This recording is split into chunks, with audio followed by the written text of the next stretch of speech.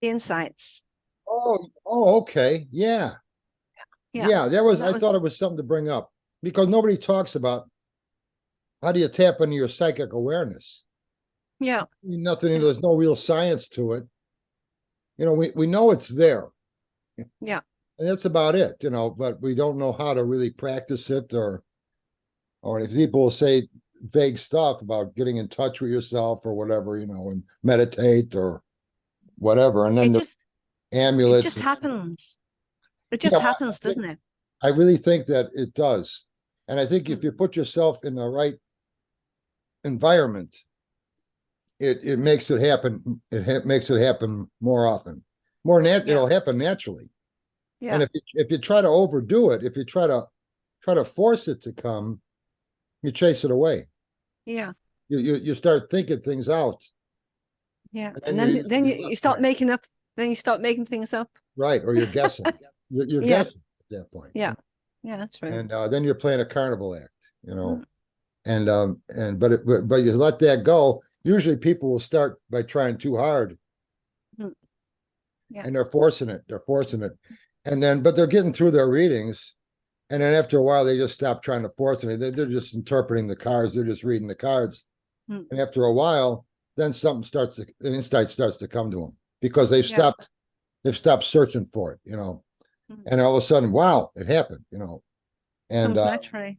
I think that really does happen that way. Mm. So yeah, I I'm thought it was I'm gonna I'm sorry if I no. sound a bit. I'm gonna hand you over to Dave. Dave has some questions. Oh yeah, Uh, okay. Hey, Okay, so you got it, Dave. I've been given readings over the phone lately, and it's funny because pretty much, well, they're all female, of course, but I mean that's not a bad thing, but it's what I expected. But Okay. the funny thing is that they're all coming through with the exact same questions, and the question is, what is he thinking about me? Or yeah, what is he thinking about me, and what is he thinking right now? Every time I come across those questions, to me, it feels like a violation of that third party because I don't want to tap into somebody else and pull out information that doesn't belong to my client.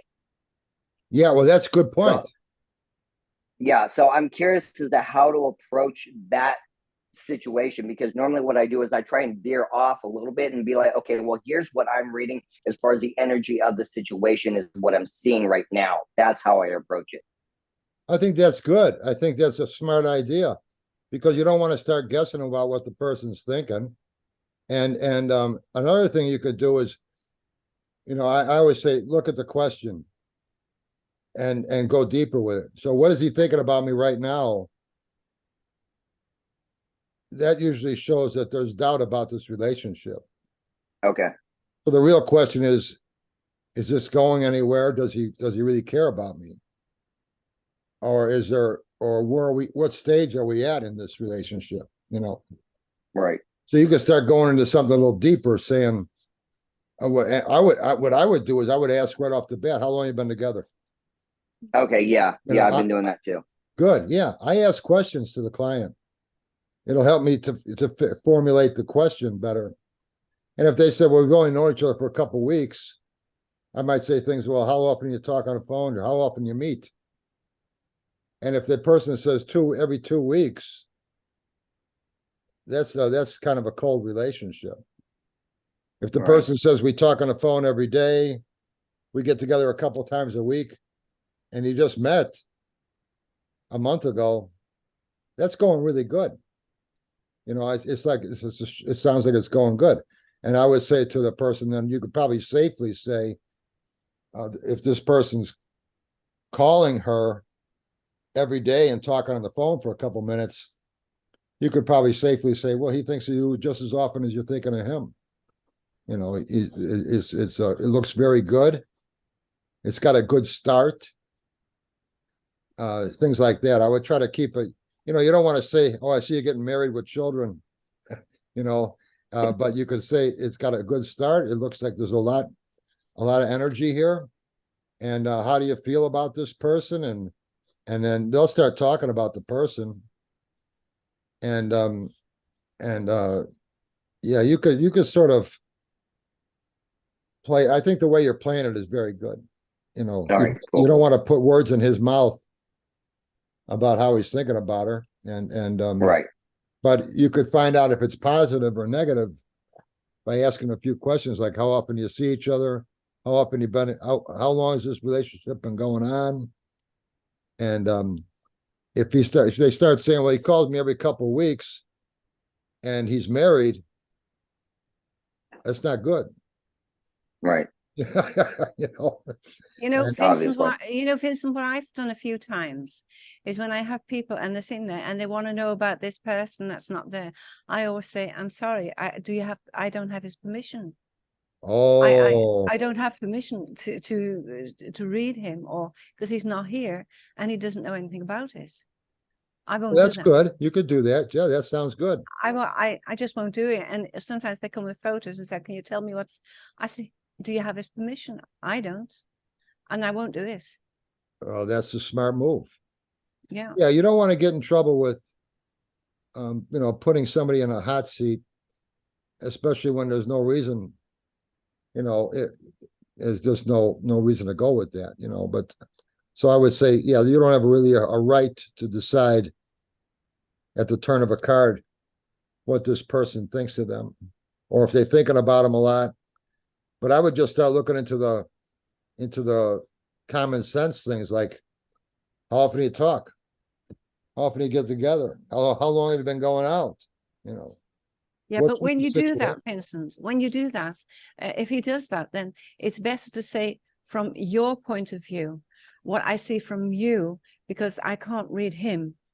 So from the point of view, from the information you give me this moment, I would blah, blah. Okay. Don't you think that's better? That's a good way to put it. Sure, you could put it that way. I usually just go with the pattern, Yeah. and if the pattern's looking promising, I'll say, well, hey, it sounds like it's going good, Yeah. But by me saying it sounds like it's going good, instead of saying it is good, is I'm giving my opinion then. Yeah. And I things like that can be handled pretty good like that. And as far as what you said about what Dave said here about the question being pretty much a common question, yeah, I would say that's a very common question. Is what is this person thinking about me? And it usually is a woman asking. Used to be all women asking. Now it's about 75%, 70% women. And you get a lot of men now. I joke before, used to say before, if a man came to you for a reading, it was always the same question. Am I going to get my girlfriend back? And I used to joke. I say, you could just cut the cards for the guy and look at the card. No. And he said, okay, that's all. I just wanted to know, here's your $50, so it was, but now what I like to see is men are a lot more, they're getting more into it, more deeper. And so that's good to see, because it's nice to see men getting involved with it. But yeah, it's still mostly women. And that is a common question. Really, as far as I'm concerned, any question that is out of the person's control is what you're going to get a reading about. And does this guy love me? Or does he care about me? Is he interested in me? That's out of their control. So they're going to come to you. Or if another one is, am I going to get the job that I just applied for? Or am I going to pass my finals? You've taken the test. You don't know what the results are going to be. It's out of your control now. So anything that's really out of their control is where they're going to come to you, and just to see what you have to say.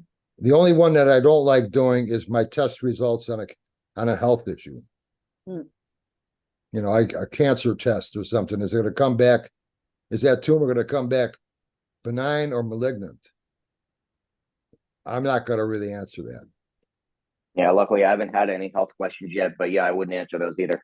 Yeah. No. Well, yeah. The way I look at a question like that is just if I'm talking to a friend. What would I say to my friend?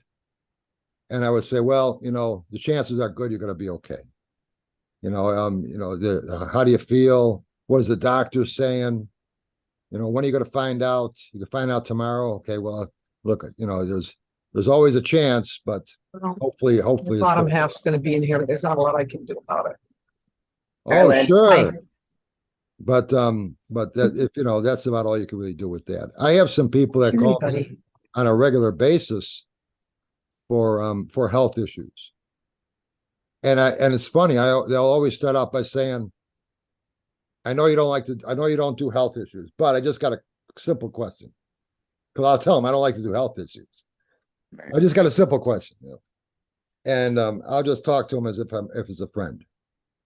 I don't even care if I see something. I've never really had a health issue that something came to me across very strongly in a negative way. I haven't had that happen. I don't know why, but I've had health issues that I felt very good intuitively, but I'll still think of them just like I would talk to a friend. And at my age, that I talk to a lot of friends that way. So, but no, it sounds like, Dave, you're handling things the right way, man, and I think you got a good attitude with it. You don't want to stick your neck out like that. Another bad one is really a bad one. Is he cheating on me? I had that too. Oh. All right. Yeah. You can't answer that. Exactly. I avoided that one like the plague. Well, all you could do is, again, look at that question and say, she's doubting this relationship. There's reasons for that. Maybe she's right, but you could say, well, you need to talk about this with him. How often are you talking? Have you talked about what happened? Did you break up or something? Or is he, what's going on here?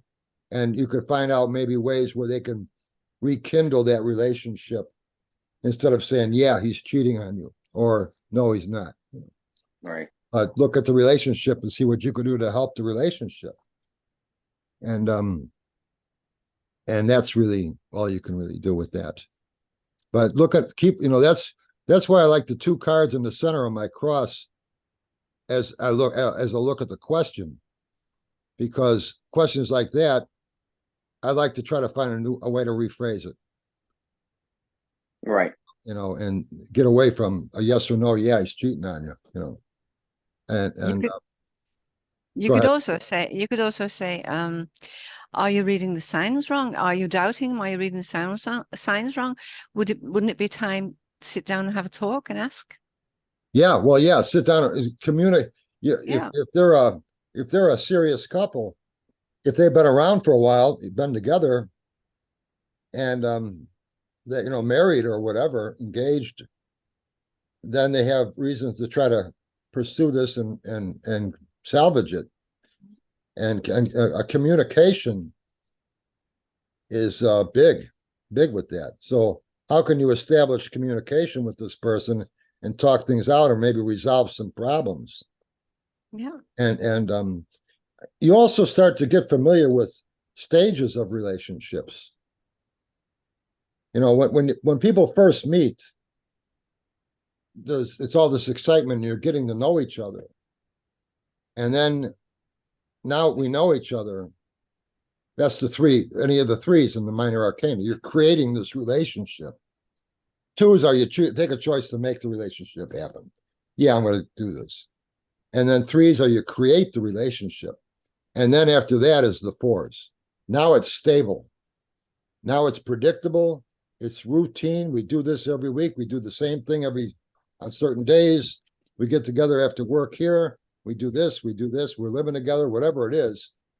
It becomes very predictable what's going on and becomes very routine. And that is when the fives can happen. Something could change. And so to find out where they're at in this relationship, we met last year. We're thinking about getting an apartment together, whatever, and now he seems to be busy at work a lot. He hasn't had time to really come on by. And you see that pattern. And you could say, well, really, the best thing you could do is talk to him about what you can do about this. Try to be on honesty. Another thing you could do is give him some space. Usually the woman needs the space. If it's a guy, she's avoiding him, and she might even mention, I just need some space right now. And the worst thing a guy does is he calls her every day then. She says she needs space, and he's calling her every hour, And so give her some time. Tell her I'll call you next month. We'll see where we're at. We'll see what's going on. And that's the best chance he has at salvaging it. Maybe she is going out with another guy. Okay. Stay out of her hair. But let her know the door is open, And she might give you a call in a month, And it happens. So you start to see patterns though. And a real pattern that I think is a real common one is he's separated, not divorced, but separated. And they've been going out for a year, some girl and this guy, and he's been telling her he loves her, and they were getting along really good, but he's not getting divorced. They've been slow walking the divorce. And that's usually because they're talking now. They've separated, they've given each other some space. So they've gotten out of each other's face for a while. And they start to see, well, maybe this relationship can work out now that we've gotten out of each other's face here. We've got some time to cool down and readjust and look at things, start to appreciate the good side of this person. And usually after a year of seeing this other woman, he'll call her up and say, I can't leave my wife. We were married for 15 years and I can't leave her. So I'm going to go back. And she comes to me with a reading, what happened? So you got some woman who's seeing some guy who's separated. I say, slow walk it. Take baby steps with this. Hey, he might get divorced. Maybe they'll get married. Who knows? But you just see that pattern. And when he tells her he loves her, he means it. At the time, he means what he's saying. But then he has second thoughts later on because, he's known his wife for so long, and now that they've had some time to think things out, a year, they get back together. So you will start to see patterns. And so it's a pattern with me that as soon as somebody says, I'm going out with a guy, he's married, but he's separated. That is a red flag to me. I just said, slow walk it. Take it slow. And usually I'm right. Well, you can't really give too much more advice with that, because then you'll be the one who's the cause of it, and you can't see into the future. Yeah, you can't say no, this will never work. No. And you can't say it will work either. And I wouldn't want to take an issue like that on an intuitive insight. No. I wouldn't want to use intuition on that because intuition could be wrong. It's a prediction. And like I've said before, weatherman's a prediction too. You predict 80% chance of rain, doesn't mean it's going to rain. So I'm not going to tell somebody, yeah, this is going to happen, and it's something that's serious. I might tell them the trend that they're going on, or I wouldn't with that, I wouldn't say it doesn't look good or it's a bad bet. I would say go slow with it. But the separation thing I'm talking about. But yeah, you don't want to get too explicit on that. So I think it's just good for them, and it's good for you as a reader. You can still give them some advice, on something with it, but it depends on the situation, really. That's how I've handled it. It's worked. So yeah. Cool. Coming back to the like you said about the health issue. Yeah. I had a lady this week, and she'd been to the she'd been sick for a while, and she'd been to see the specialist, and he told her you could be gone within a day, you could be gone within a week, or you could be gone within a month. And she wanted a reading, gave a reading, and she said to me, "Can you see how much time I have?" I said, "No." I said, "In the cards, they say, the first one says, take the step of leap of faith. And the second one said, enjoy the time you have and do all things that you want to do, and don't concentrate too much on what you still have left, but enjoy it." And well, there was a card, and I said I had the feeling it was going to be quite quick, but I just said to me, just enjoy the time that you have left, and don't keep concentrating on, I only have a day, only have a day. If it's only a day, enjoy the day. So I had no idea how else I should. Yeah. Well, one thing you can do, and I would say that this is probably what I would say, is how much time you have left. You'll go when you're ready to go. Yeah, I said that too. Okay. I also said, well, I could leave the house this morning, step out across the road, and be knocked down. I said, then my day's gone. I said, so don't concentrate on the time that you have left, but enjoy it. Sure. Do things that you want to do. Yeah. So yeah, it's always difficult with health issues. Yeah. Well, yeah, right. And as long what I always make sure, any health issue, I always make sure that they are seeing a doctor. Yeah. Not just listening to me, but seeing a doctor. You know, what is your doctor saying? You know, in that case, the doctor said you don't have long, but I mean, as people have asking health, they say, well, what's going on? What you go to the doctor? What's the doctor saying? Yeah. I've told people, if you don't like this doctor's, if you don't believe the doctor, get a second opinion. Yeah. But that's what I would tell a friend too, you know. Yeah, definitely. And so I mean, again, you could just look at it like you're telling a friend something. And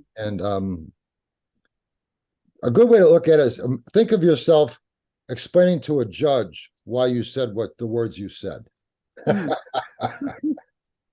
Yeah. Because you know, you could get sued. Not that I've ever heard of anybody getting sued, not for that. But so if you said something, well, I asked her, what's your doctor saying? And I just said, yeah, that sounds like you don't believe in your doctor. Get a second opinion. Well, no judge is going to get mad at you for saying that. No, no, definitely not. Well, the difficult situations. Yeah. So. Yeah. The ones that I think there are harder. Well, I guess they're all the same, really, but you're gonna, like I said, there's a pattern there. That's usually something out of their control. Or they feel that's out of their control. Yeah. It could be a business, starting a business. Now, part of that is in their control. You know, you got the location, you got what kind of business, you got what kind of experience, what's your backing? You know, if they want to sell something, I use the coffee house as a good example of that. Is it near a train station where there's commuters getting their coffee in the morning or whatever, or something where there's people getting their coffee? You know, things like that. You can look for things that might throw a spark into it. And I talked about, like my last video talked about one position that could be intuitive. And I used the example of in one, I think it's straight tarot, I use it. The coffee house.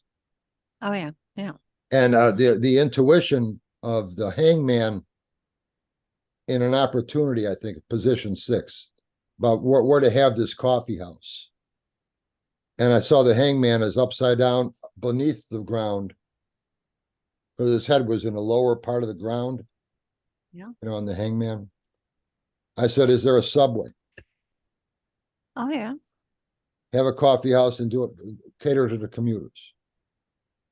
You know, getting on the train and in the subway. See if you can rent a booth there.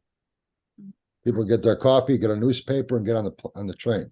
Today they don't even get a newspaper. When I took the digital. train, yeah, right. They take their it's on their Yeah. phone. They're just all on their phone now. Yeah. But when I took the train for 12 years, and when I did, it was you got the newspaper, you know. But Yeah.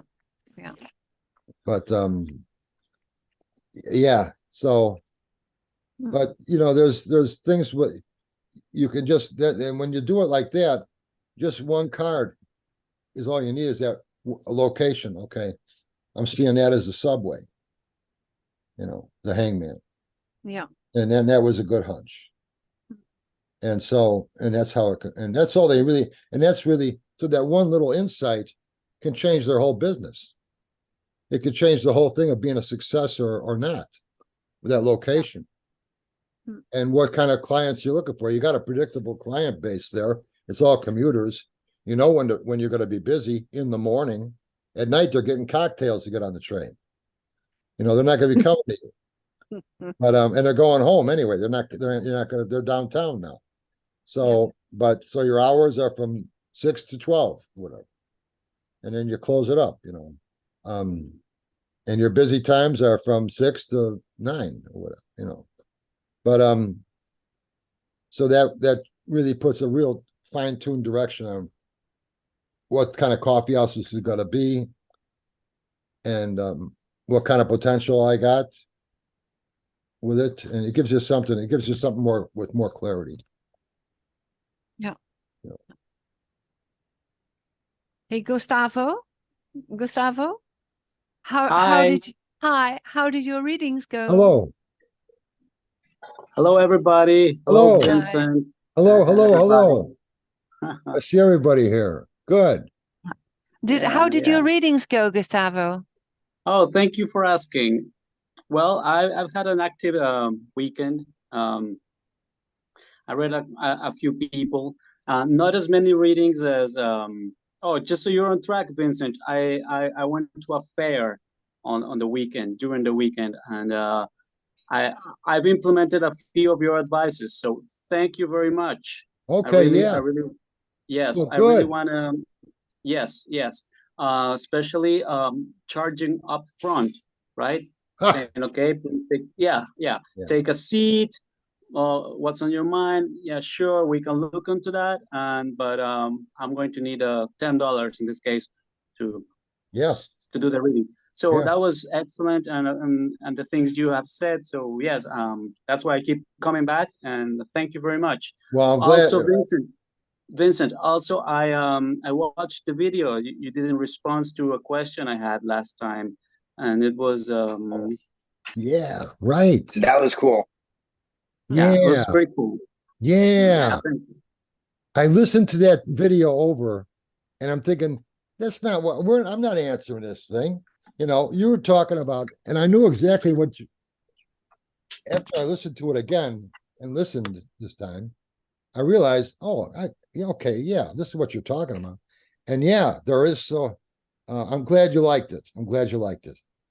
Because yeah, you could be a student of the tarot, look at all this metaphysical stuff that the tarot can tell you about, but that's not being a reader.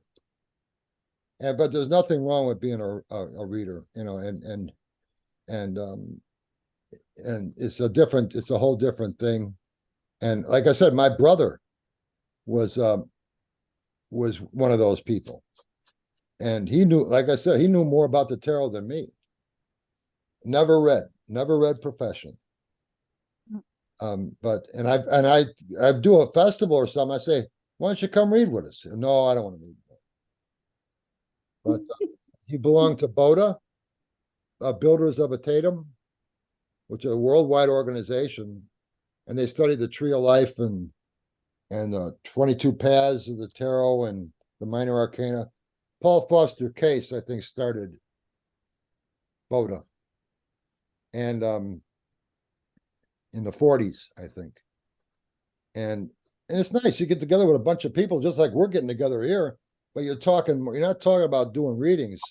You're talking about the different deep meaning of the symbolism of and how it relates to the universe and astrology and all this other stuff, which a reader isn't going to use.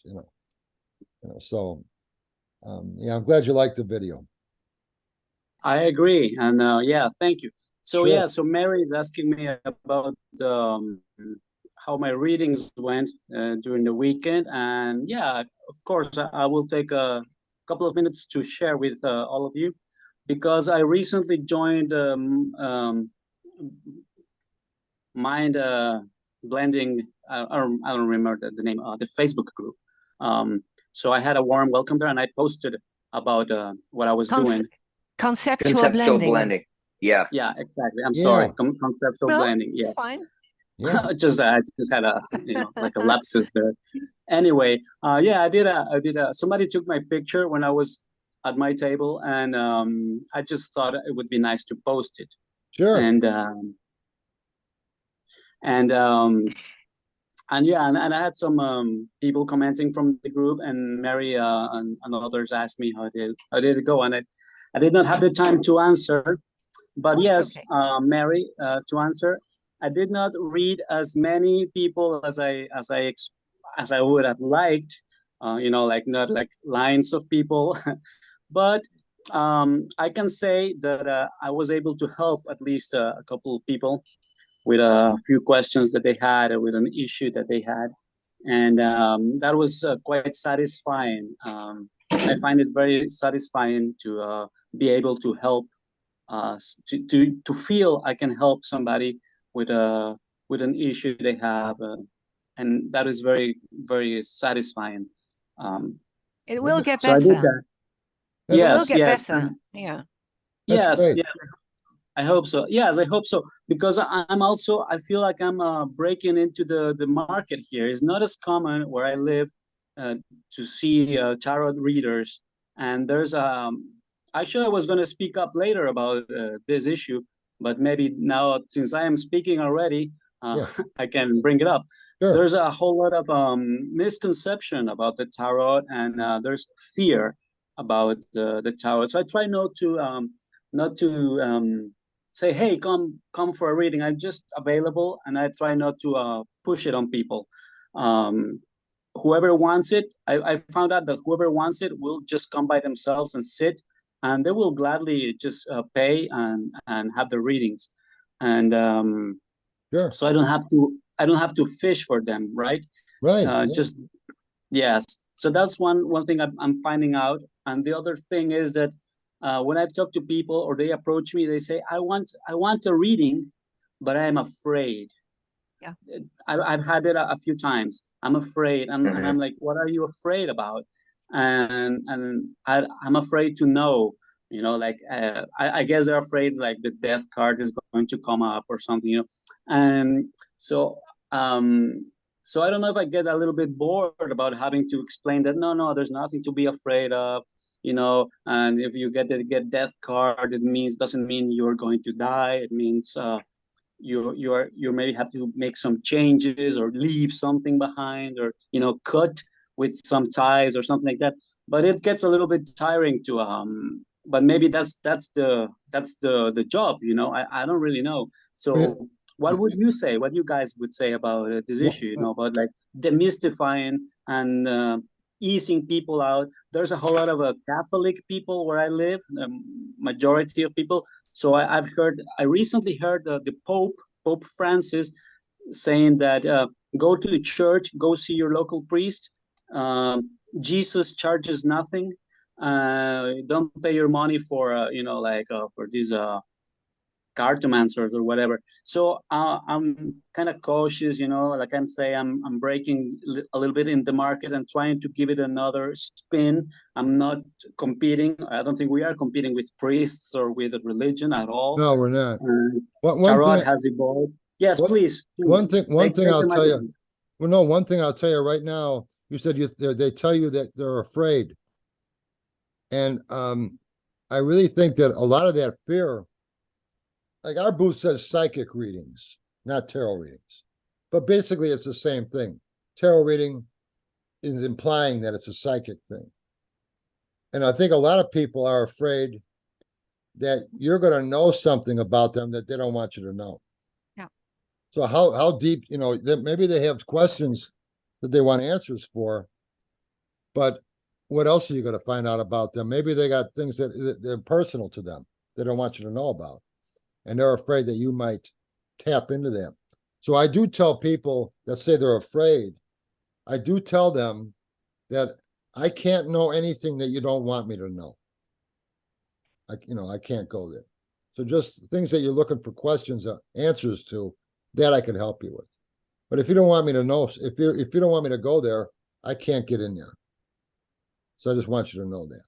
And that helps people too, because it makes them feel like you're not just totally in there looking at every little thing around here about the person. Maybe there's things that they don't want to just share with people.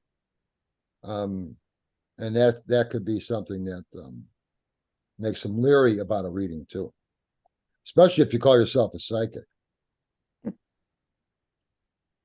So, hi everybody. Hi. So, Hi, Lynn.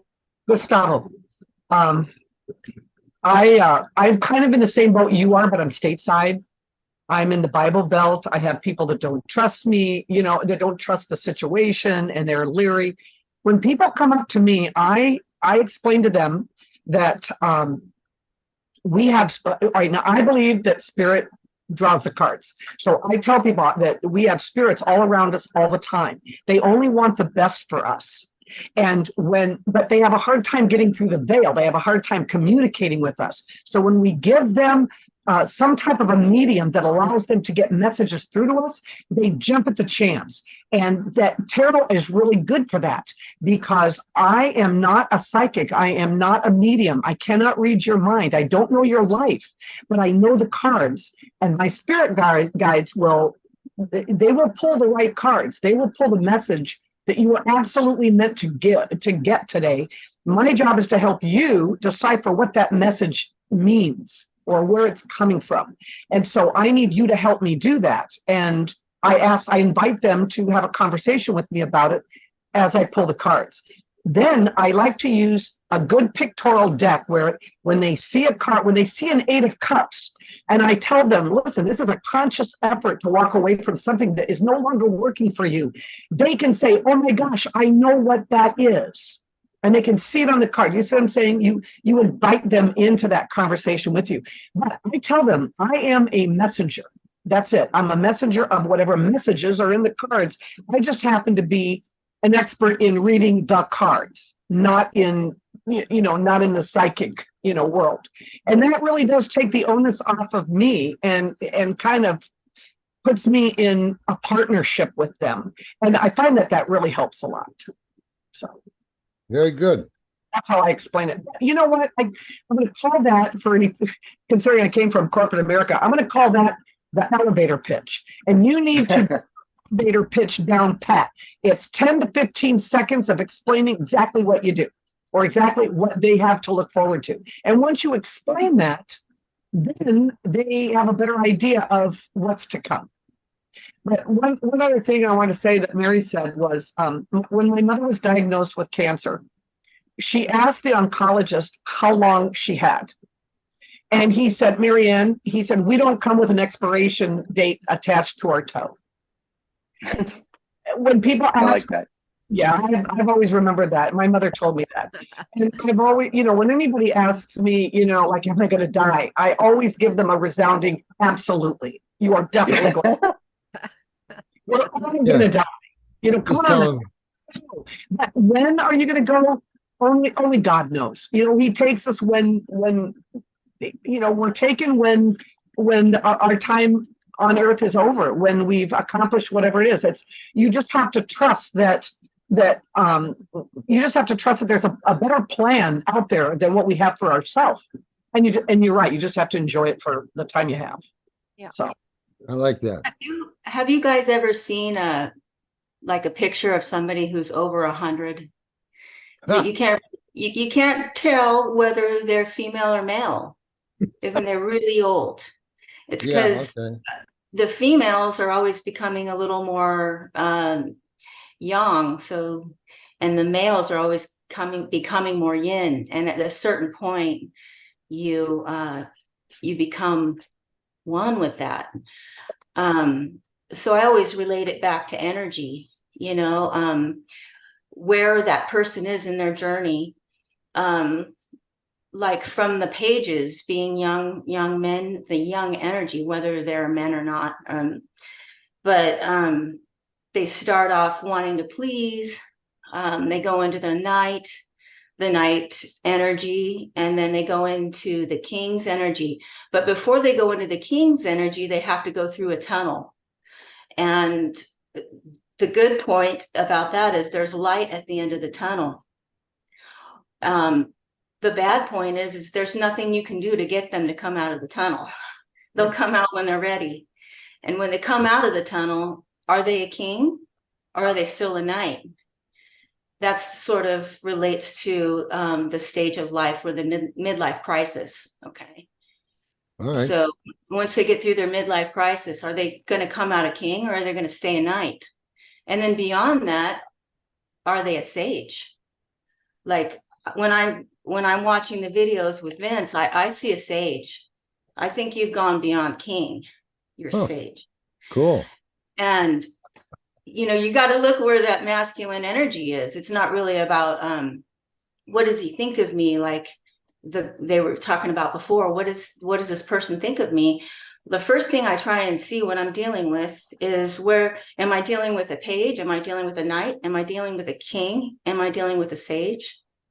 And then on the feminine side of that, you go through, well, there's the temptress, which is the younger 20s maybe.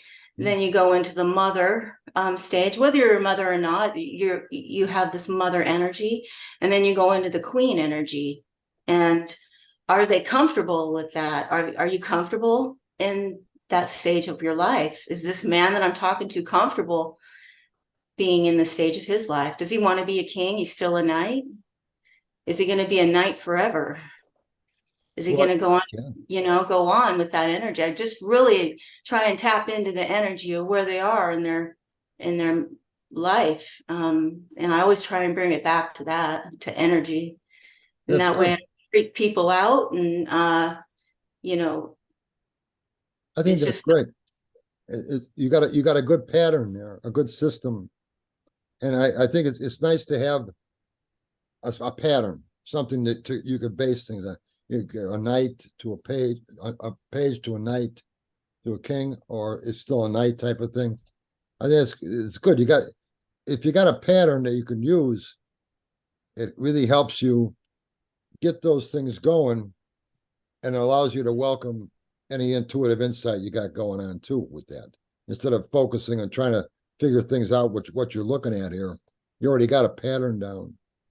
And because the men maintain a knight for their whole life. There's always a knight in a man. Yeah. Well, that's probably true. Yeah, that probably is. And some men don't want to be king. Right. Some love it, just want to stay a knight. Right. That's true. And or page. Or page. Right. Thank you. Yeah, I don't want to grow up. I'm 70 years old and I don't want to grow up. I'm like Peter Pan. I don't want to grow up. You'll never grow up, Vincent.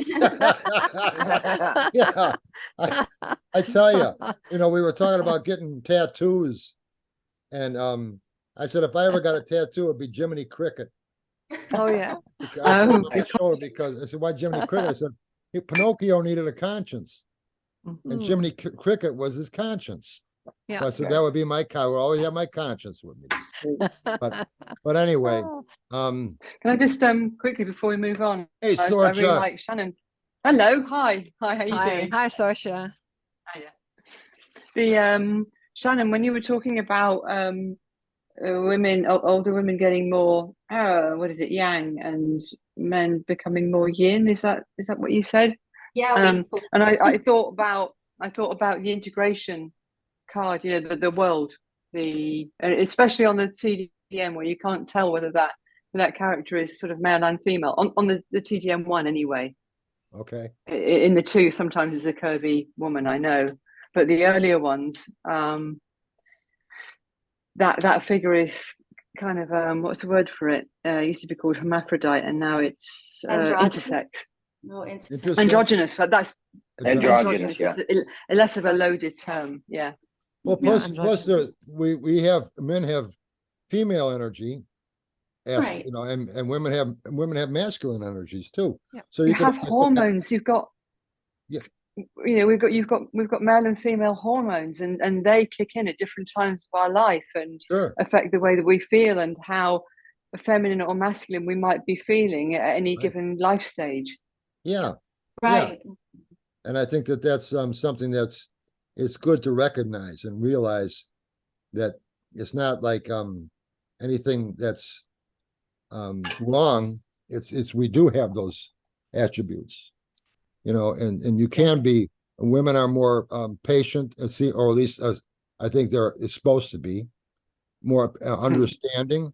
But a man can Not be always. understanding. Huh? What? I said, not always. Yeah, right. Yeah, right. But a man can be, you know, he can be understanding and patient, and a woman can lose her temper too, and become very angry and aggressive. So, but one thing I thought I would bring up as far as my system, that what I try to do with it is, and I've mentioned this before, but I got this page right here, so I thought I'd bring it up. Is I look at the 4 suits as the 4 personality types, the temperaments, the key Briggs and Myers personalities, which some of you might have heard of those by David Kershey. Figured out there's 4 basic personality types, and they do fit with the 4 suits, and so and they do spell out certain patterns in people. So if I'm talking to somebody about a person that they're interested in, or I'm just sizing up the client themselves, there's certain attributes, certain signs that will let me know that, okay, this person's an artesian, or this person's irrational, or this person's a guardian, or this person's an idealist. Those are the 4 types. By certain things they're telling me. And by knowing their personality, I can know more about them too. That they're not telling me. But I just know what type of a person they seem to be going in this direction. So Vince, could you give us an example of people that we would all know, say, you know, in our culture, one person per personality type that you would see how it fits in the tarot suits? Okay, yeah, I could try here. We'll start with the guardian. Okay. The guardian is 40% of the population are guardians. Guardians like established institutions. They like to be an authority. They were always good in school. They say follow what's right, even if they don't want to do it. Their morals are they go by the rules. A guardian. They become they like to be the person very helpful to other people. So they make good nurses, politicians. Those are 2 things I could think a guardian would like to be. Florence Nightingale was a guardian. So was Queen Victoria, were guardians. Today they're called, they still use the guardian. I got the book here. This book here is Please Understand Me 2. They revised, it used to just be Please Understand Me. Now it's Please Understand Me 2. Temperament, Character, Intelligence by David Kershey. And this goes over to 4 of them. And there's a test in here you can take, which you'll find out what you are. But anyway, now they're called something different. So they've changed it a little bit. This is an older book. So a guardian is now called, still a guardian by some people. It's also called phlegmatic a person. I don't know why, what that means. There's something to do with the Greeks. I just still call him a guardian. Anyway, that's the suit of pentacles. And a suit of pentacles is very much into the material world. And that's how I see the suit of pentacles. So, and the wands is the artesian. They break the rules a little bit. And they're usually very good with their hands. They're very artistic people. They don't like systems that are set. They like to be able to do their own thing. They're risk takers, get bored easy. When they walk into the room, you know they're there. They like to have impact on who they are. And I talk about this in my books too. Genius of the Tarot and Essential Tarot, I have the personality types with the suits. But they're optimistic and they're outgoing. They want to live life to the fullest. They don't want to miss anything. So they're usually very exciting type of people to know. And they do break the rules. Lots of times that can get them in trouble.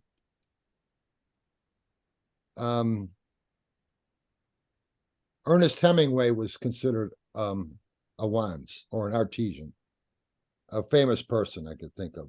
That's who he was. I don't know why, but I guess he was a real radical type of person.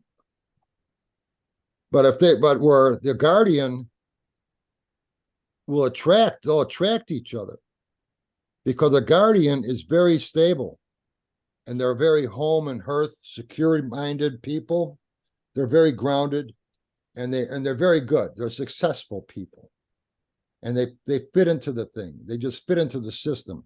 They're in the PTA, and they're they go to church, probably, a sense of belonging to society and interacting very well. They're very good at doing that. So that can be, when they meet a wand, an artesian, a wand person, that person's exciting to them because it's not like them. So it's like an exciting type of thing.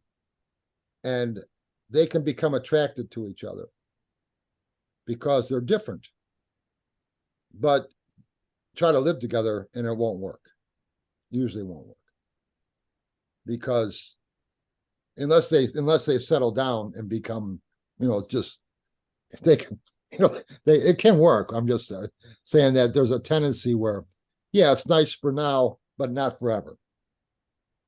So they're because there's a duality there, they attract, but they can't really live together well, usually.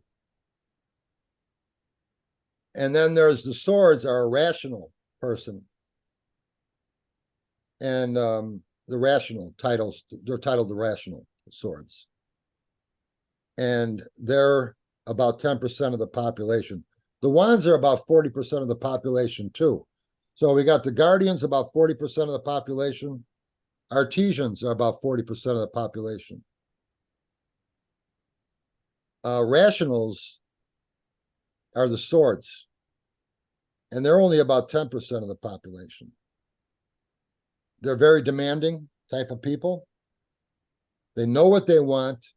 As far as a person goes in relationship, they know what that person is like before they meet him. I am looking for a short brunette who's college educated. That type. That's how they would think. They know they already got. It's not going to be a tall blonde. It's not going to have a college education. They have that all figured out in their mind. What would be compatible for what they're looking for. They don't like change.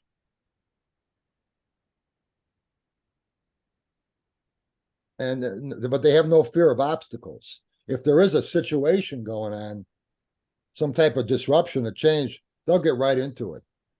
But they don't like it. They say, oh, this shouldn't have happened. It's, they'll be complaining. They might get mad, but they're going to fix it too. That's the rational. And I can't think of a rational. I would say they're very logic. I guess you could say a lot of people, maybe Einstein might have been a rational. You know, I don't know, but I don't know any famous rationals that I could think of. I'm sure I've heard of some, but I don't know of any right now. As you're describing the different personality types and the different suits, it seems to me that we all have aspects to varying degrees of each one of those characteristics. Right, you do. So I guess it would be what predominates because also Einstein, for example, was incredibly creative, or he couldn't have come up with all of his findings, his theories and his findings. Right, we do. But you're going to have one that's more dominant than the others. But yeah, you're right. We all have a little bit of all of it into us, but one's going to be dominant more than the others, and one will be your weakest too. So this shows you how to make.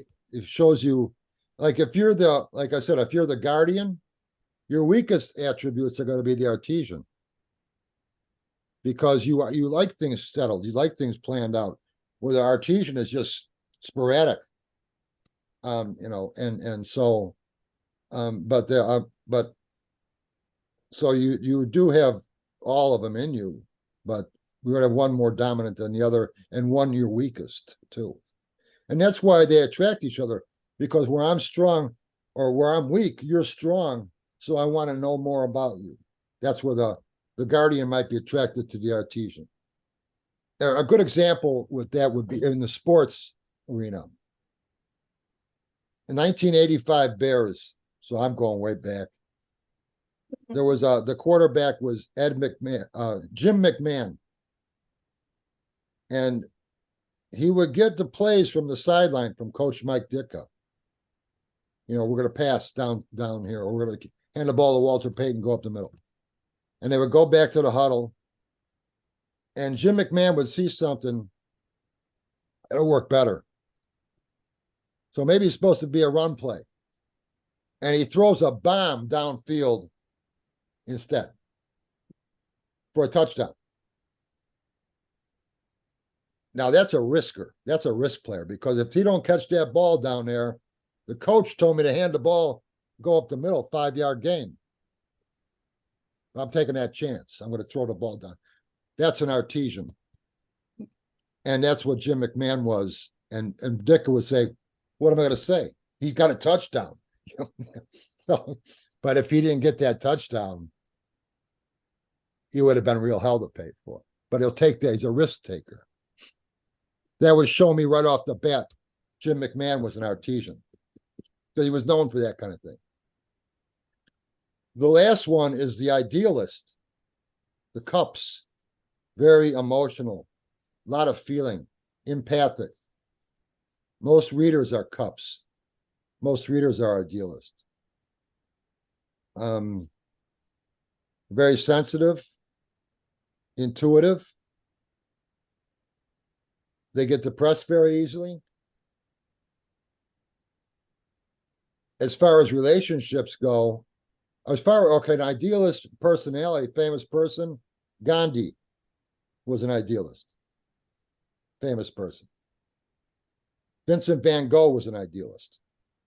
At least as far as I'm concerned, he would be. I might have read that he was. I don't remember.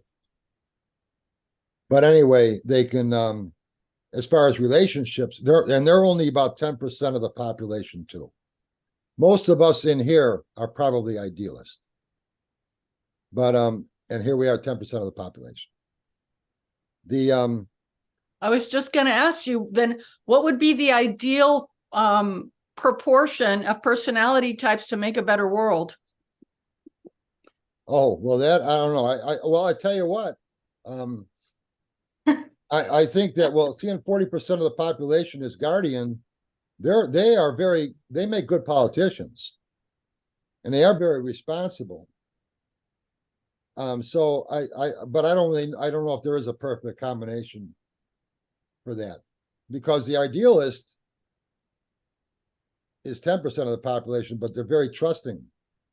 They're very honest too, which is why they're trusting.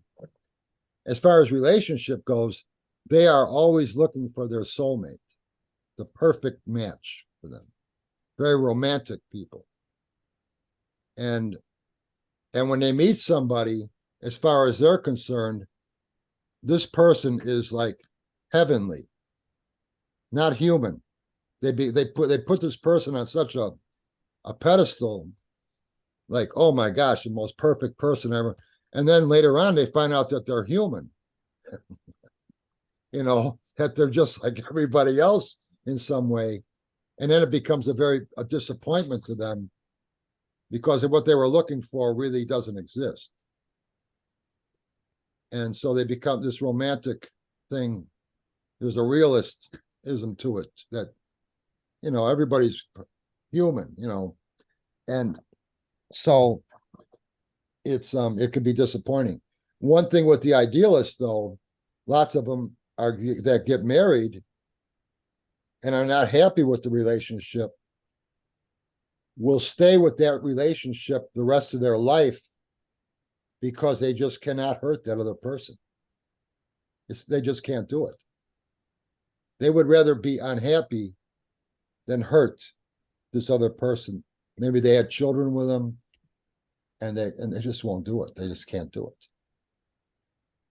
And so you'll have certain people that, or maybe lots of them wait 5 years or so, and then they finally make the change, because they can't. It's hard for them to let go and to hurt another person. They're usually very well liked people, because they are so honest and so open and with a lot of feeling.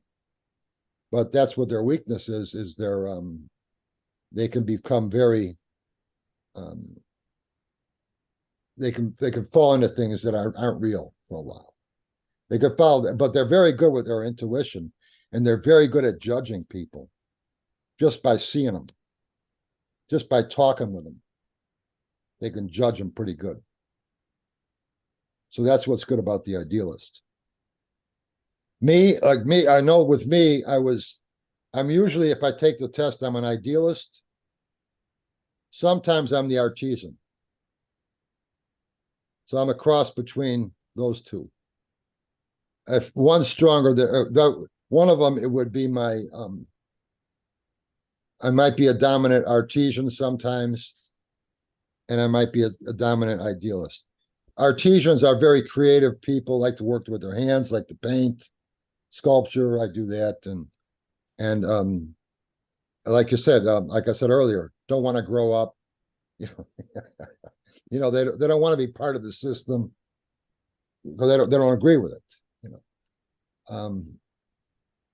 But so if somebody tells me, and I've mentioned this in other YouTubes, if somebody tells me they just met a person and they want to know about how is it going how's it going to go with this person, and I say to them, well, and they went on one date, and they said, well, I'll say, well, what did you do on the date? And they said, we went to a concert downtown. I'm guessing that person's artesian. If they said they went to the show to see a movie and had dinner afterwards, that's a good bet this person was a guardian. Very traditional date, not getting to know each other well, just, I'm taking you out, entertaining you. I'm going to give you a kiss at your doorstep tonight when I walk you home. That's the guardian. Movie and dinner, typical. If an idealist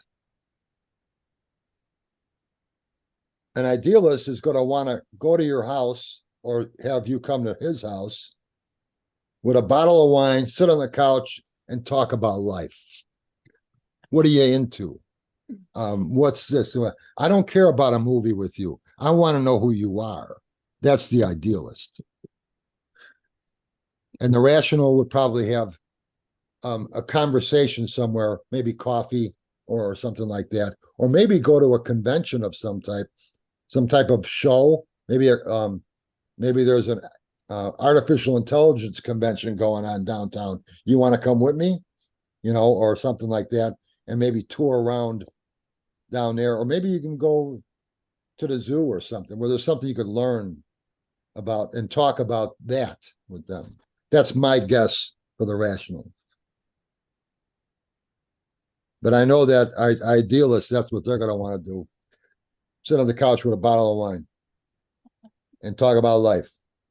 I want you to know about me, and I want to know about you.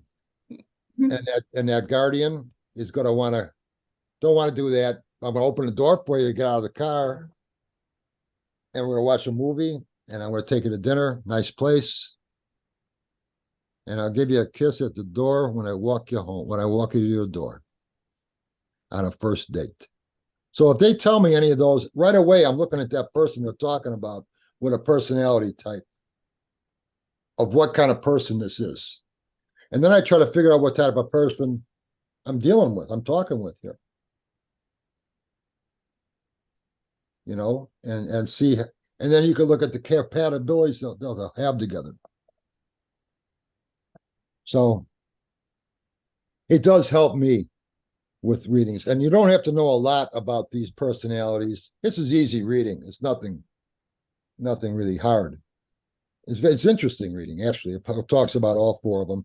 And then each one of these four have four variables too. So that they fine tune them from there. There's four different types of artesian, four different types of guardian, and they're slightly different from each other. I don't bother with any of that. I just want to know the basics. And I'm dealing with an artesian, I'm dealing with a guardian, I'm dealing with an idealist, I'm dealing with a rational. I just want to know basics. I don't need to know more detail than that. It just helps me. Yeah. But I don't need to know any more than that. That's how I use it. And the four suits of the tarot, to me, the guardian is the pentacles, very down to earth, very part of this material physical world. The idealist, this romantic, is the cups. The rational, the thinker, is the swords. And wands are the artesian, the spirit. They got a lot of spirit, a lot of fire in them. So the four suits do work well with the four basic personality types. And I also use, and you've heard me say this a lot too, the Wizard of Oz four characters. They're the four personality types too. You got the Scarecrow was the thinker, wanted brains, swords. The Tin Man wanted a heart, cups. The idealist, rational, swords for the Scarecrow. The artesian, spirit, was the cowardly lion. You have to have spirit to have courage. He wanted to be fire. He wanted to be courageous. That's the wands. And pentacles, the real physical world. Dorothy wanted to get back home to Kansas, the real world, the pentacles. So that works out very well for that. It makes me want to I don't know, whenever I read literature or look at the work of an artist or listen to a piece of music, it makes me want to start analyzing them or trying to understand them, not analyze them, but try to understand that person or that person's work just by what you're saying. So that's really helpful. Thank you. Yeah. Okay. So I don't know. You could learn a lot about that in here. It's interesting. Interesting. Yeah. I just found this website. Looks like you're talking about the Kersey system. Yeah, David Kersey. And it's called the Four Temperaments.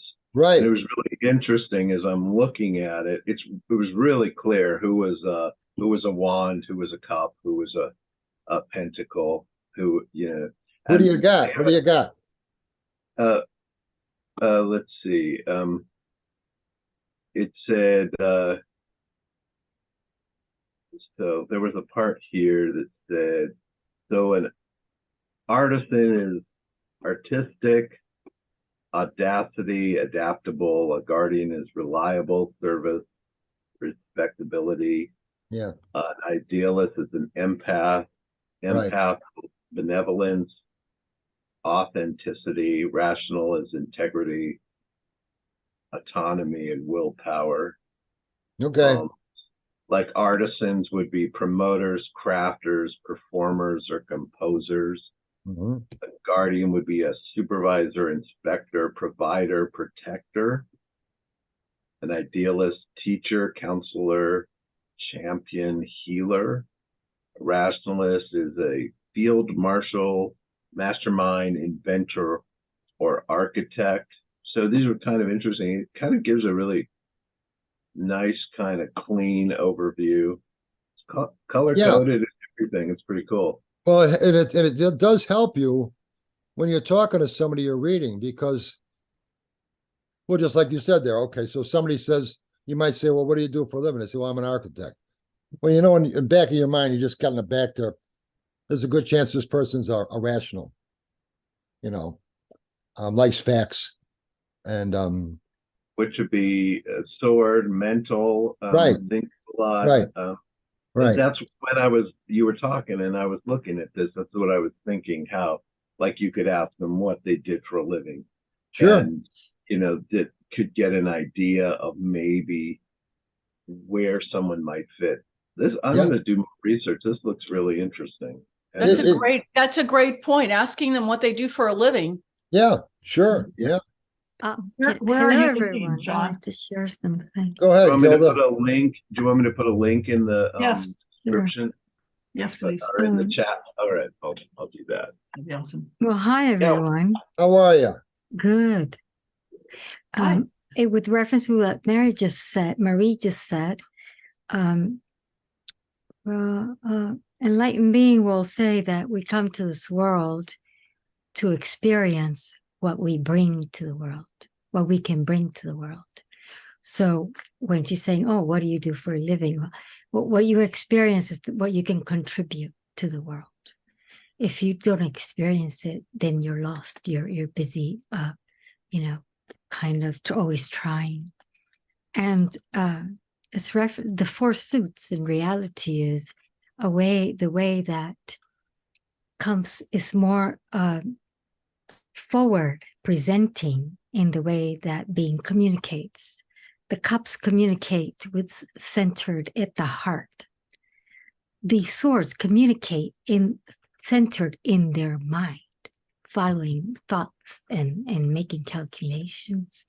The wands are centered, come from the spirit, which is ephemeral. It's just the spirit commands that I do this, and that feels right.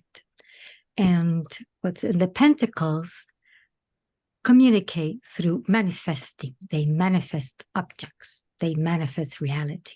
They manifest houses. They manifest budget. They manifest. It's the last draw of manifesting what they think or what somebody feels, or so they follow this. And usually there's a tendency to be more dominant in one of these. And because it has been reliable, the being will continue using this as their modus operandi. But in reality, and we're experiencing this in the modern times, one needs to explore and bring to the foreground all of them and transcend them. And then you're working from the whole thing. And whether you use the mind when you're doing this, you use it whenever it's necessary in where you are at, what you're meeting. If it's more logical, then you use the logical. If it's more heart presence needs to be there, then that is what is called for. The person is fluid enough to be able to embody that, rather than being dominant in one of the areas, which is the commonality. So that's why sometimes when I know that Vince says, oh, I go to the bottom clue, and this is, you're actually a manifester. You're kind of more like a pentacle guy, because you're manifesting tarot as a tool for manifesting your life.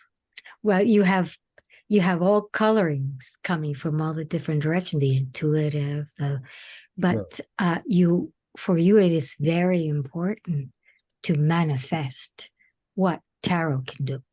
So I would place you among the guardians. Oh, well, thank you. I've never been thought of as a guardian. But I've thought, but I like that. That's great. I like it. I'm a guardian. No. That's really helpful, Gilda. That you know, the points you just made really, you know, help me to get a deeper understanding of this whole subject. Well, where would you put yourself if you had to? That's a good question right there. Is, you know, we try to figure out other people. Look at yourself and see where you would put yourself. And you could take, there's a test is in here. And you'll find out exactly what you are. But and there's actually, I think you could take the test on the internet now. So But what you are is always changing. And if one does not change, then they are stuck in that dominant quality. Well, according to them, you'll always have, you'll have one dominant side all your life, but because it's your temperament, a type of, the questions asked are things that wouldn't change according to what they're saying. Me, I don't know, you know, but I do know, like I said, sounds like a rational book. Yeah. Well, that's where all the mystics come in, where you transcend all of it and you become non-duality. You become the conduit that you can communicate among any of those four, through the heart, through the mind, through manifesting something with your hands or whatever else, and through creating methods and with your logical mind, finding equations and answers for the other ones to be able to manifest something. So when you can be fluid in any of these positions, that means, and not attached to the dominant, then you're free. You are a transcending being that is evolving. Well, so that's the way my being experiences that. Okay.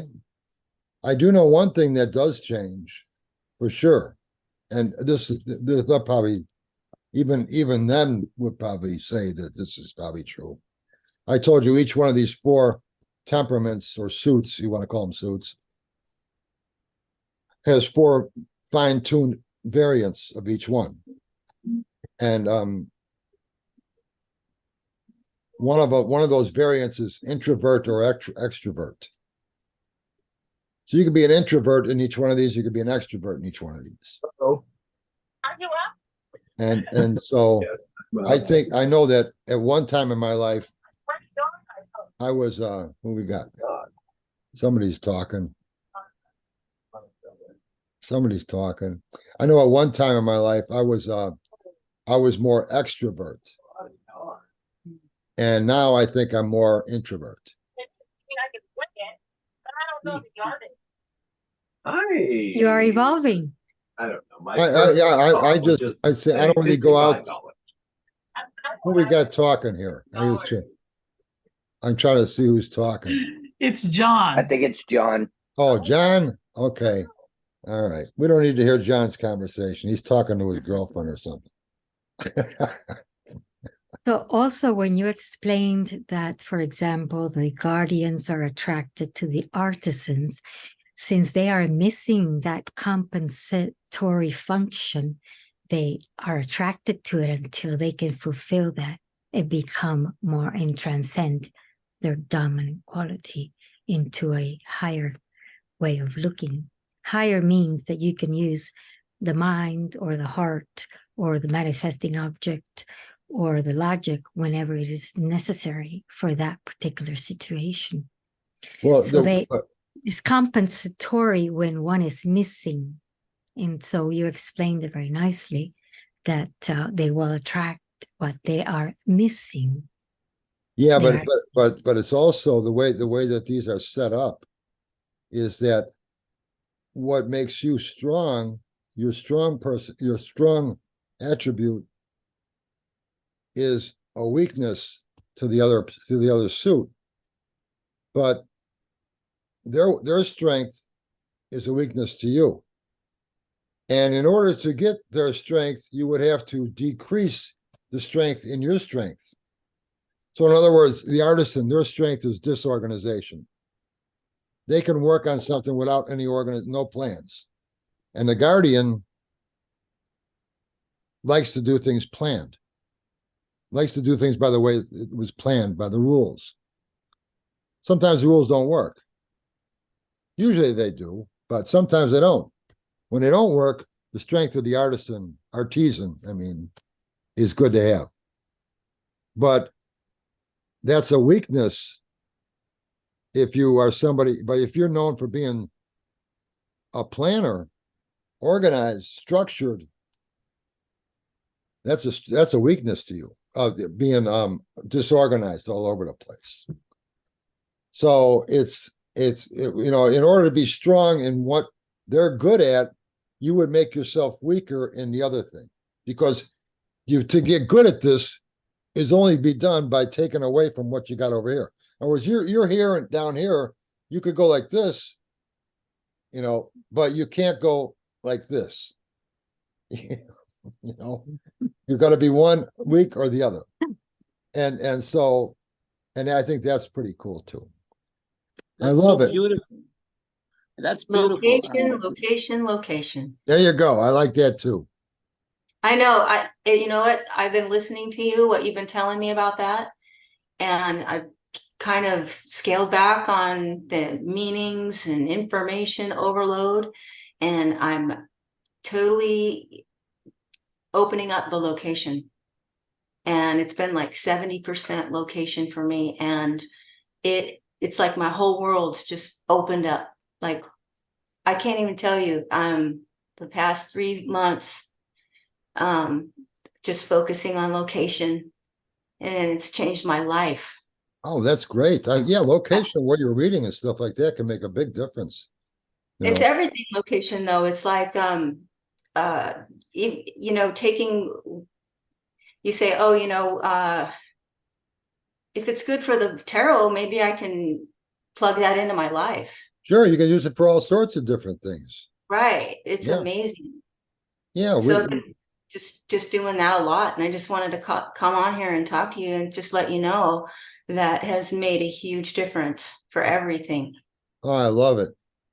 That's great. Yeah. That's great, Shannon.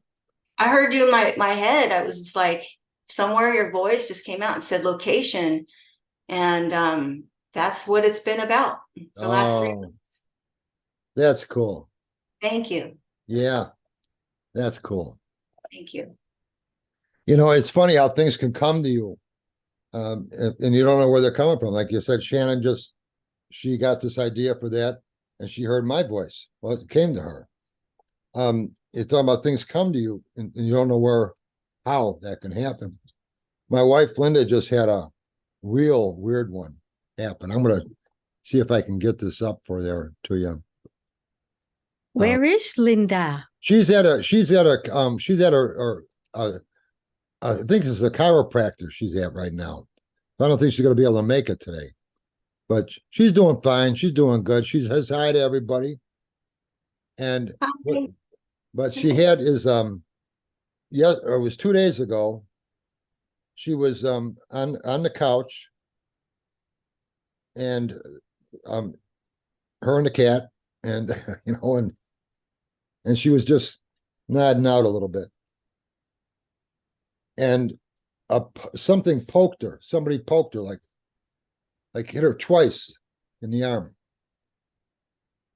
It wasn't a cat, but I woke her up like, wow.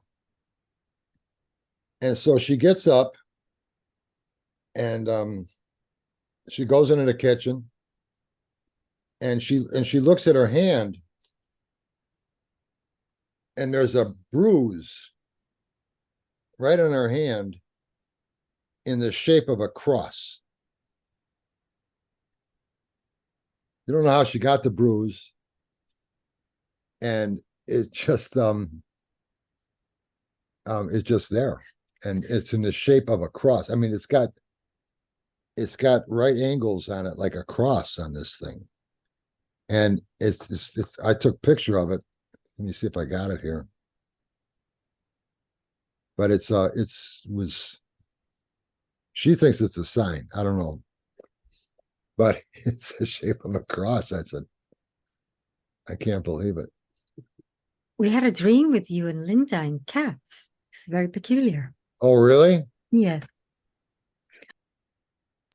She came in. And another time when you mentioned Jimmy the cricket or whatever it was that she reminded you of some cricket, I'm in the kitchen and it's, I don't know, 10 o'clock at night or something, and a green cricket that same day shows up, and I hear all the beeping outside, or the beepers and so on, and a huge green screen cricket showed up in the window. Cool. Unusual, very unusual. See, it was your conscience. Mm.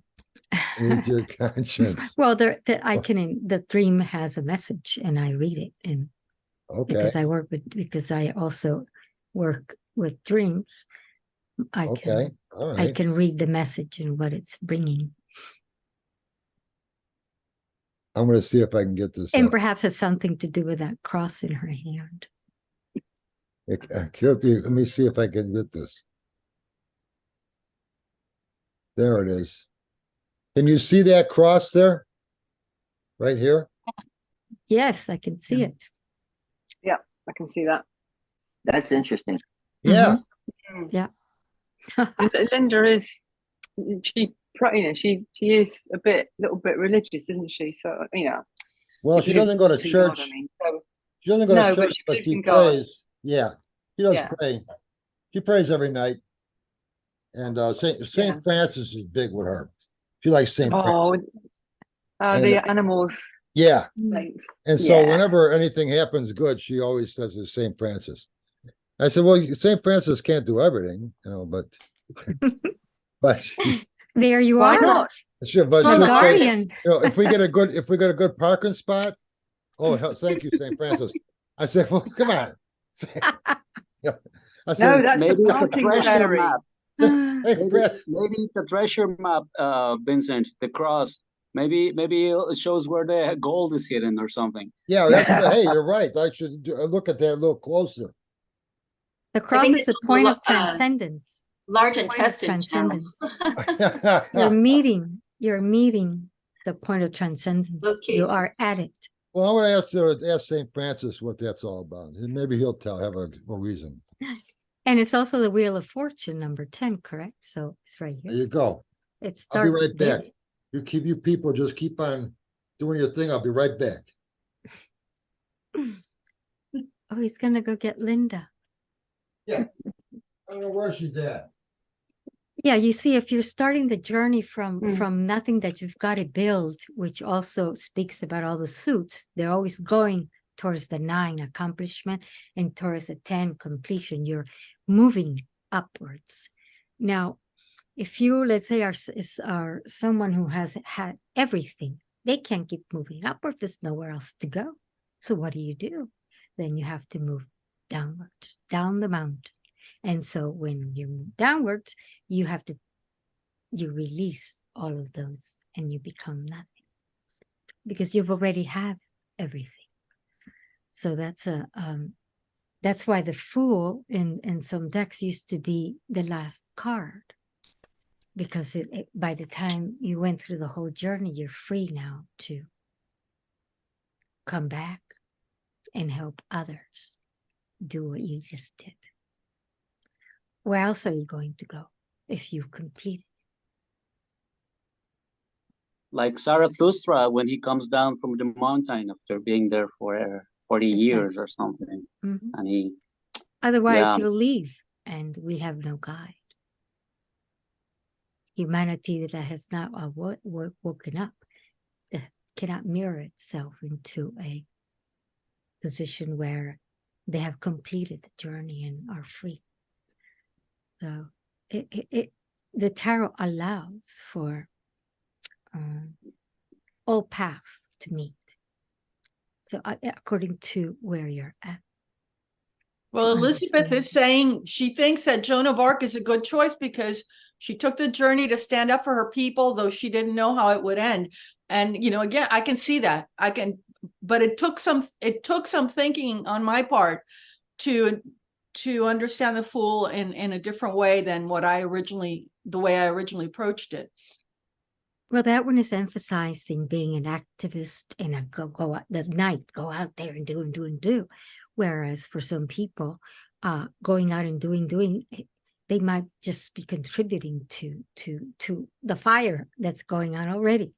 And there might be a better way of approaching what it is that they're trying to bring to the world. It's not always go out there and do.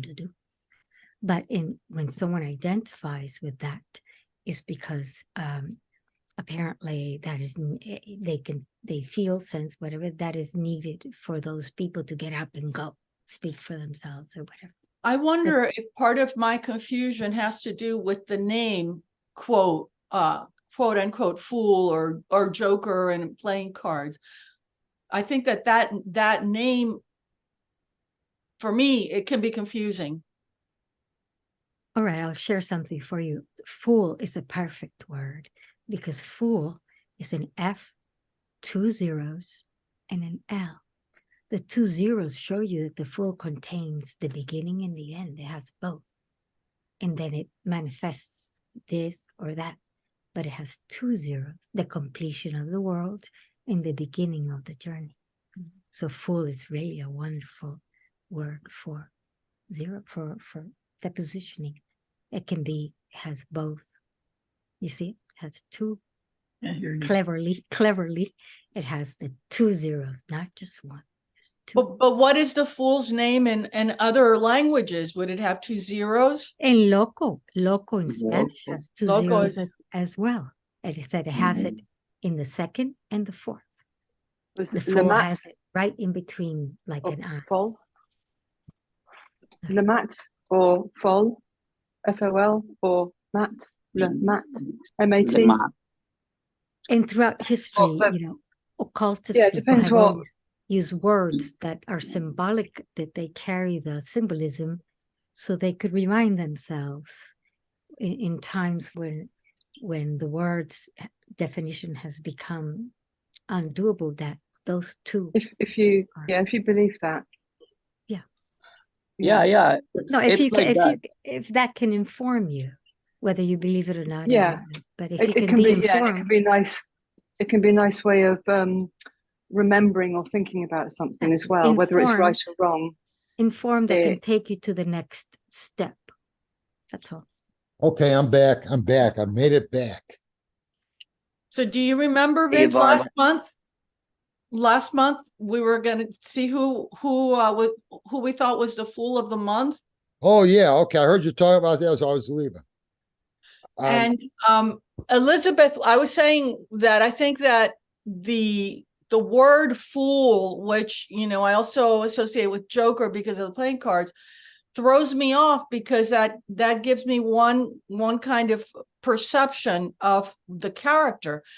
And Elizabeth was saying that she looked at the etymology. It looks like whoever named the fool had a possible negative outlook on starting a venture, starting at 0, or maybe signifying the outside perception of someone who takes the leap. Well, yeah. That's what's been bothering me about the fool, that the word fool to me has a negative connotation. Well, I think it has a wide range of different meanings to be used with the fool. The fool is an entertainer in a court jester. The court jester was a fool too. And a court jester is the only one who could make fun of the king. So in some ways you got the fool can be, the way I look at the fool is just a carefree person who doesn't care if they fail or not, doesn't know where they're going, what they're doing, and doesn't have any real plans of anything. It's just a carefree, no obligations, no commitments to nothing, and just seeing where things go here. I think that's the fool's, to me, that's the fool. What about a sense of irresponsibility? You could look at it that way too. That's where you could look at it a lot of ways. And it all depends on the reading and the person sitting across from you that you're reading. Is this a real fool in what they're doing? Or is this just a carefree spirit right now? It could be anything. It could be either one of those or anything in between. And it depends on the person you're reading and the other cards that are around in the reading, and also the question you're looking at. You might have the fool as as a look at like, don't worry about it too much. Just what happens, happens. Or you could look at it and saying, hey, you're really barking up the wrong tree here. You could end up in trouble if you keep going in this direction. You're not going in a good direction here. So all depends on how you need to look at it. If somebody I was will add about the Fool is that the Fool demands to live in the present moment. Mm-hmm. oh, there you go, the present moment, right? Yeah, that I totally get. You know how last month we talked a little bit about synchronicity. Elizabeth said she just picked up a chunk from her deck and split it to the Fool. Yeah. All right.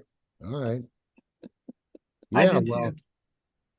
yeah, I think the Fool's a great character. I mean, you know, I like the carefreeness of the Fool. But it doesn't bother them that they don't know where they're going. They don't have any direction right now. We like to have direction. We like to have plans. We like to know what we're doing next week. We like to know when this next promotion on the job's going to happen. Or where am I going to be living next week? Or whatever the plan happens to be. We like to have our whole life planned out. And the Fool doesn't care about that. So in a way, I like the attitude of the Fool. You can't live that way. Not with everything anyway. Certain aspects of your life you can. You can say, well, let's just see how it goes. Play it by ear. It all depends what the situation is. To have a carefree attitude on something, or to give this careful thought before you move. If you're going to have an interview, let's say on a job, there's to just go in there with the Fool's attitude would probably be an unwise move. But to have some type of preparation about who you are and what the looking into what the company's about, you're going to be trying to work for here.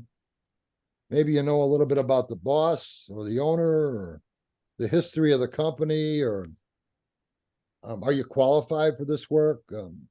What you want to, what kind of potential, what kind of money you're looking for. You have these things prepared. It would be better to have the magician's powers in that interview than the Fool. And if you're going to be, if you just retired, let's say you're just retired, and you've been always this responsible person, and you feel like you're concerned because now you're not used to it, you don't know what to do with yourself. I would say now's the time to be the Fool. Just take it day by day. You don't have any obligations anymore. Do what you want to do. Maybe you're going to buy an electric train set tomorrow, or take up oil painting, or maybe you're just going to read a book. It doesn't make any damn difference. You're retired, you do what you want, you don't have to worry about plans anymore. So there's good and bad to being the Fool, different situations. You can enjoy being the Fool. Maybe being the Fool maybe it might be fun dating the Fool, but I don't know about living with one. Well, I would say looking at the person, or just looking at the energy of the Fool card and saying, okay, there's times you can be a Fool and have fun with it, and there's times you don't want to be that way. What about in reading it suggests being more spontaneous, or just, yeah, like I see, like in a reading, someone being really controlled or comes across, or they're always really controlled. Maybe you need to be a little more lighthearted, a little more spontaneous, a little. Those are all good adjectives, lighthearted and spontaneous. Sure, yeah. And the Fool, yeah, that's a good thing for the Fool, right? But guys, don't you think that the Fool can fool you? Because we've seen these characters, for instance, in the Lord of the Rings, where you see what's his name? I don't remember his name. In the one that becomes Aragorn after, the one who becomes the king. Oh, Strider. Strider, right? Okay. So Strider is you don't give 2 cents for Strider. He just looks like a bum, like just a fool or something like that, and then he turns out to be the king, or so the fool could be anybody, kind of.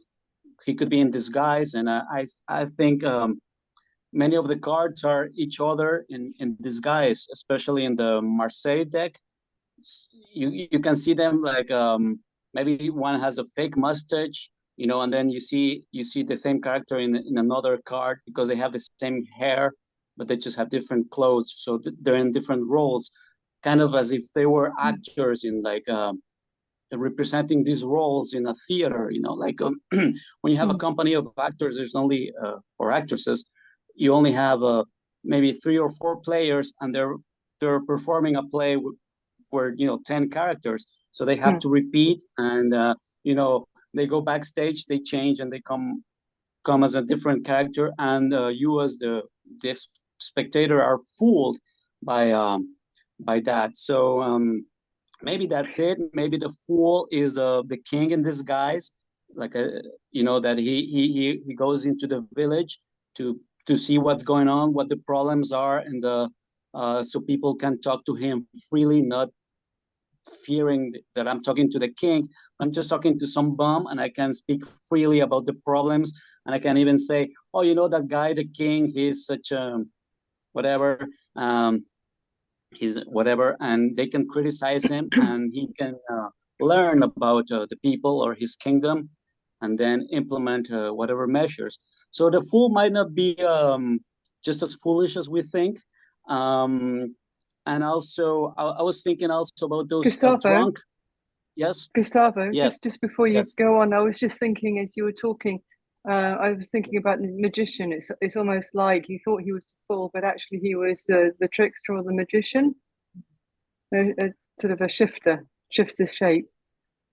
Yeah, it could be, or I was going to point out the example of those drunk kung fu fighters. I don't know if you've seen that technique. No. That's a martial arts technique where they appear to be drunk, and they're like all like wobbling, and like they seem drunk, but when they fight you, they beat you, and that's I don't know, that's like a disguise that they put on. So maybe the fool can take all of those shapes, and maybe we are all the fool, going through the different motions and becoming, and just to finish here, to tie it up with what Gilda said and what Shannon said, that you go through this process from the ace to the king, but you don't end there. After you get to the king, you can get to another ace, so start again,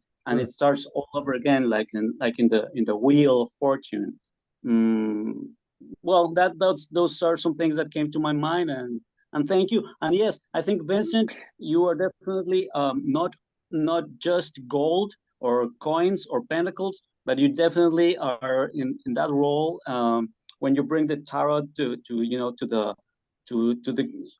like somebody said, no bull, just like down to earth. That's a very pentacles. So I don't want to classify you and say, oh, Vincent is just pentacles, but that role is very, very tight there. So thank you very much for that. Well, thank you. I'm glad you like what's going on here with this. I'm glad you like my work, and whatever suit you want to give me is fine with me. But so thank you. As far as the fool goes,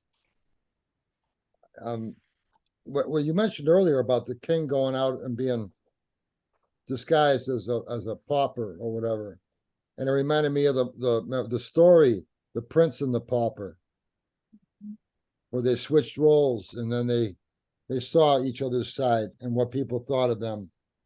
And in real life, because you're talking to the prince, but you think he's a pauper, and the prince got to find out what people really thought of him that way.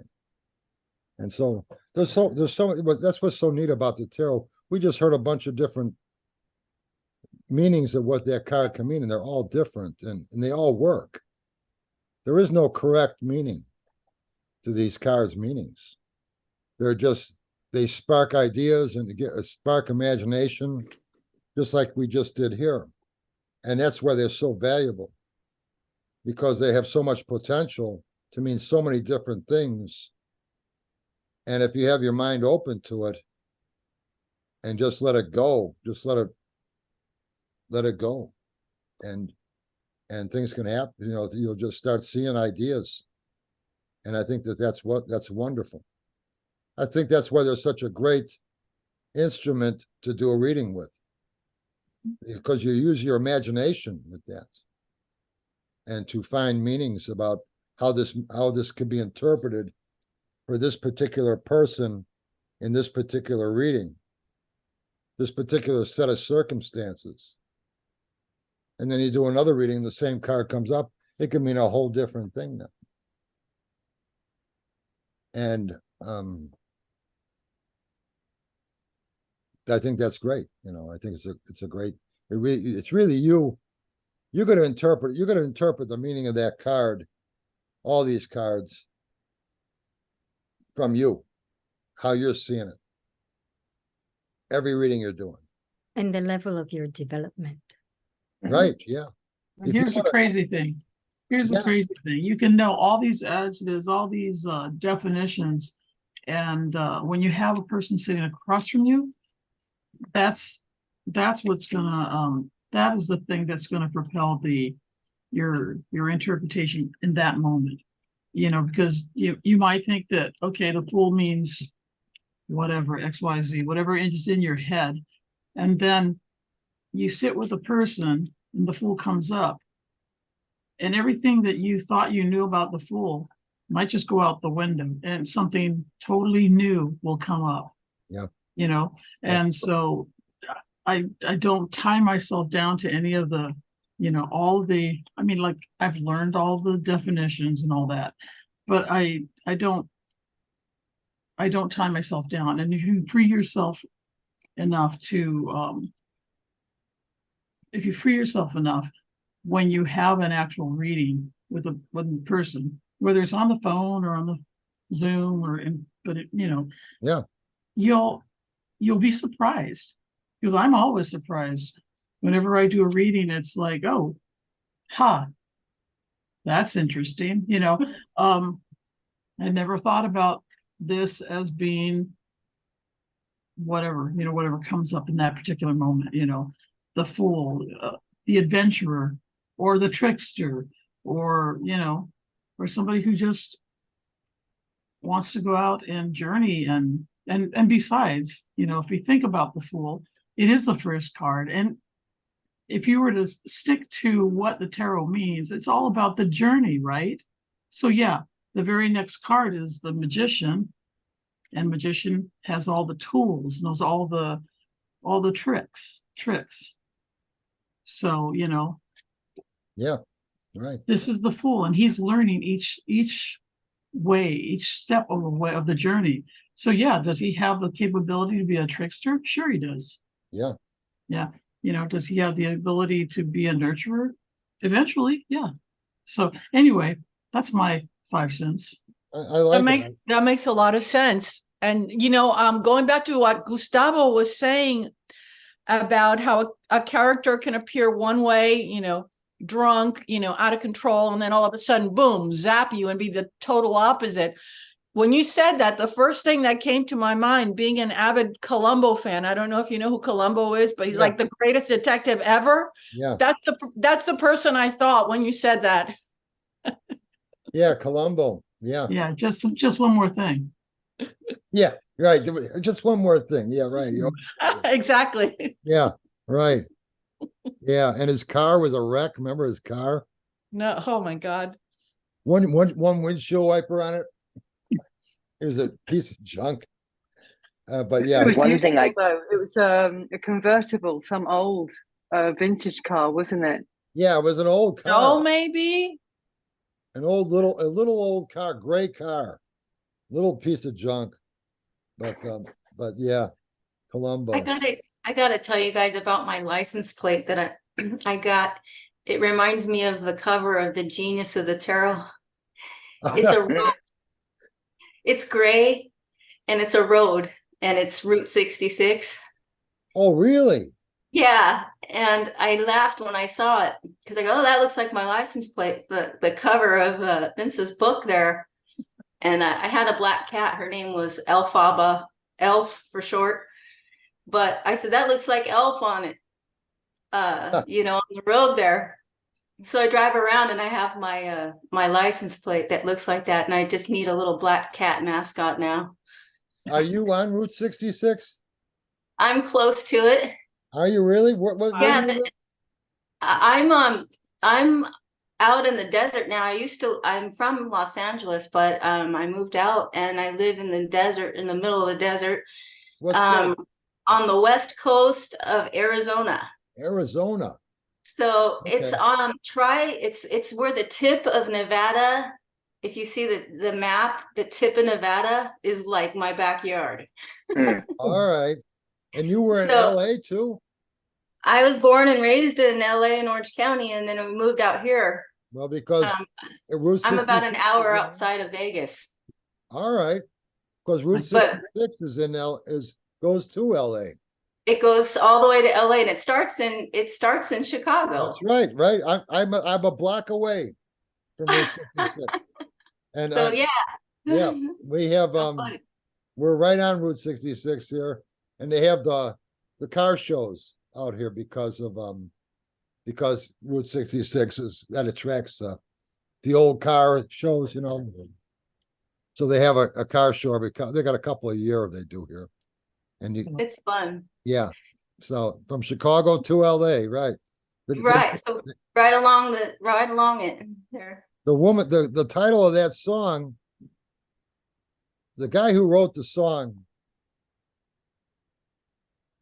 his wife gave that title. He says, I'm trying to think of the title. And huh? Like, get your kicks on Route 66. Yeah, yeah, right. And she's the one who came up with that. And he says, that sounds pretty good.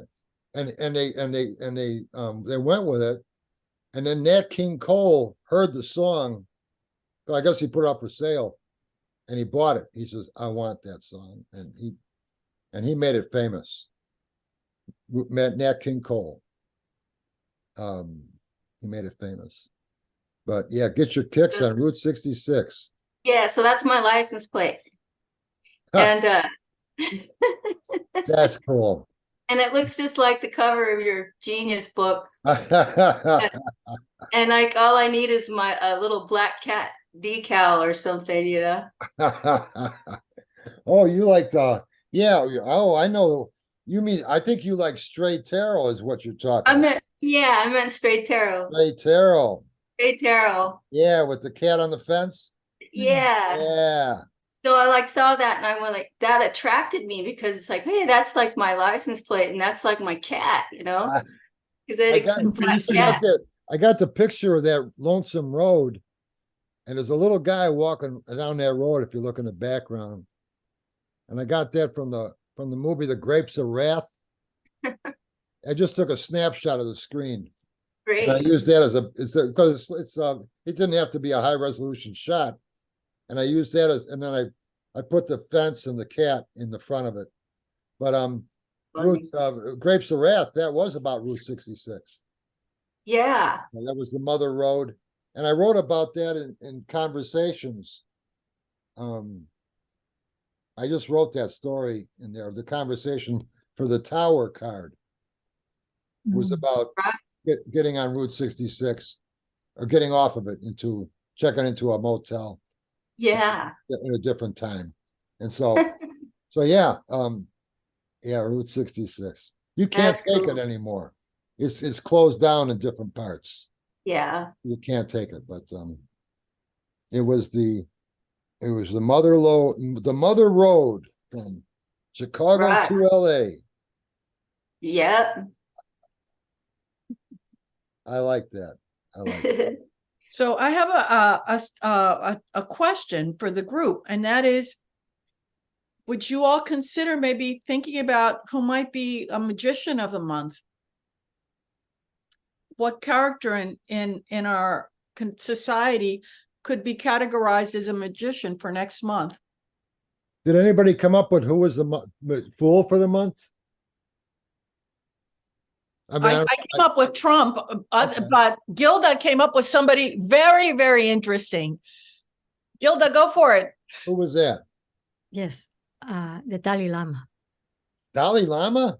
Yes, because the Dalai Lama can play any role. Oh, He is a transcendent being that can go either up from 0 to 21 or from 21 back down to 0. So he is he is the eminent fool. cool. I He like can be that. anything. And so when you encounter that as the fool, as an image, you go, oh, no, he's so peaceful. But just like Gustav was saying, oh, he is just a presence that can be can take any and be anything, because he's free from I like the Dalai any Lama more than I do specific. Trump. He's free from any specific No next kidding. number, or he's free. So that's the soul quality is, like I mentioned, demands to live the present moment. This fool demands to live the present moment. And to live the present moment, you definitely need to have a quality of the fool in the real world. And that would be Buddhism, right? Dalai Lama? Yes, he's famous. So that would be somebody everyone would recognize in one form or another, and would scratch their head. Oh, why would this guy be the fool? And that's the idea, that the Buddhist would be inquire. the moment. Yeah, I'll give you also a word. This comes from Buddhist traditions, and I have other traditions as well, but I found this is easy pairing and adds a different layer to the swords, pentacles, and wands. So the swords are, and the deities and such are the subjugators. They subjugate, because you have to, if you let your thoughts run wild, you're up the creek without a paddle, right? You're going to fall over into that chasm. So the swords are as air pressure. It works with thoughts, and it subjugates them in order to eventually be at one with all of it, and not be grabbed by them. The pentacles are enriching. Now, when we manifest objectivity, we are enriching our environment, and we have tools that we can help. It's enriching. It becomes the quality of having possessions which enrich life. The wands are magnetizing, and that goes well with the spirit. They're the ones that command that powerful presence that can bring you or send you away, or the spirit, a presence that is fire. And the cups are the pacifiers. Without heart, you can't exercise. You will go overboard in any, when you have any other dominant quality. So they bring the heart, which pacifies dilemma or extremes, or, it pacifies it. So there's happiness and love, inclusive in whatever's going on. Nice. So now we got to think of you're saying the magician card, fool. The magician for next month. Okay. Who is a character that we would all know, because this has been a real learning experience. I mean, Gilda's interpretation of the fool has totally given me a lot of fuel for thought. So I'm going to be really, really interested to see what folks come up with for the magician. I can give you a blown magician. away again next month. Yeah, I can give you a magician, but perhaps it's too esoteric. And that would be Mipam the Great. He was a magician of the highest order. What about David Mipam the Copperfield? Great, or Osho, was a magician. Osho utilized whatever was here on earth to try to show people, hey, you're caught up in sex, well, go to class 101 and have all the sex you need until you get over it. Or, so he could play with anything. Was he, society couldn't deal with his wrathful magician qualities, but he was a magician. And Mipam the Great, Mipham, was another magician. There, All so right, those just come to mind. Okay, well, we got to have we gotta keep that, save that thought for next month when we have who's gonna be the magician of the month. We gotta all think about that, and next month we'll share our views on what we find. But I can't think of one. Elvis. Elvis. Yeah, Elvis. There may be other contemporary ones, but there might be hidden. Well, that's why I inside think magician. I Yeah. think it's David Copperfield. Yeah, right now they're playing the field undercover, and Yeah, they're but I not don't mean exactly- a literal magician. I know. No, You I'm know what I'm talking saying? about they're just not in the limelight now as a magician. figure. Edison, maybe. Edison, the inventor. No, I would say then Telsa. Edison, that's a good Telsa one. was a magician. Telsa was a magician. Telsa. Telsa Okay. was a magician. Yeah. A magician commands the power of the fool You know that into manifestation. here's an interesting story about Edison. Is Da Vinci. he invented electricity, right? Yeah, Edison, right. Did he invent the phone? No, that was Bell. Okay, He might have gotten it from Telsa. I'm not he might sure. have.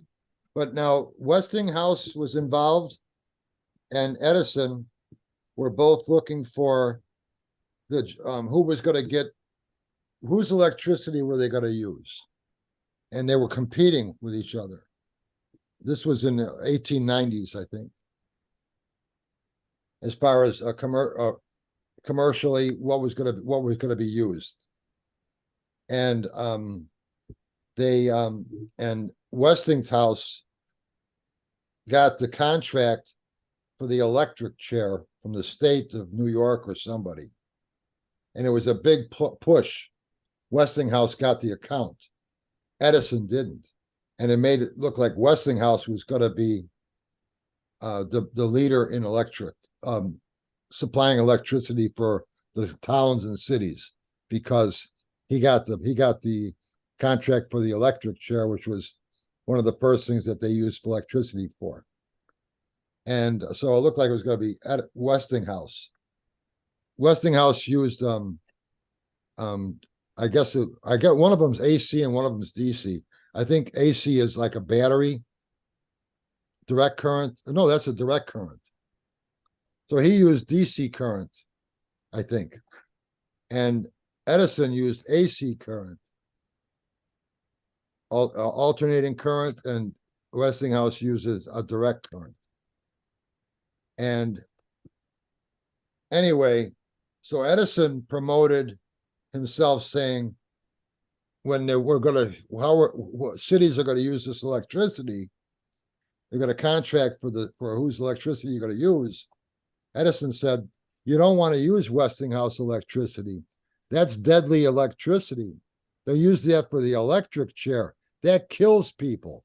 Ah. You want to go with a safer electricity, and that's my electricity.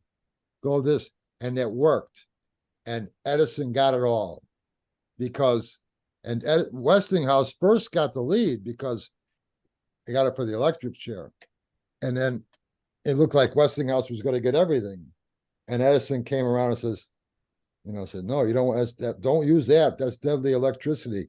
They kill people with that. Use my electricity.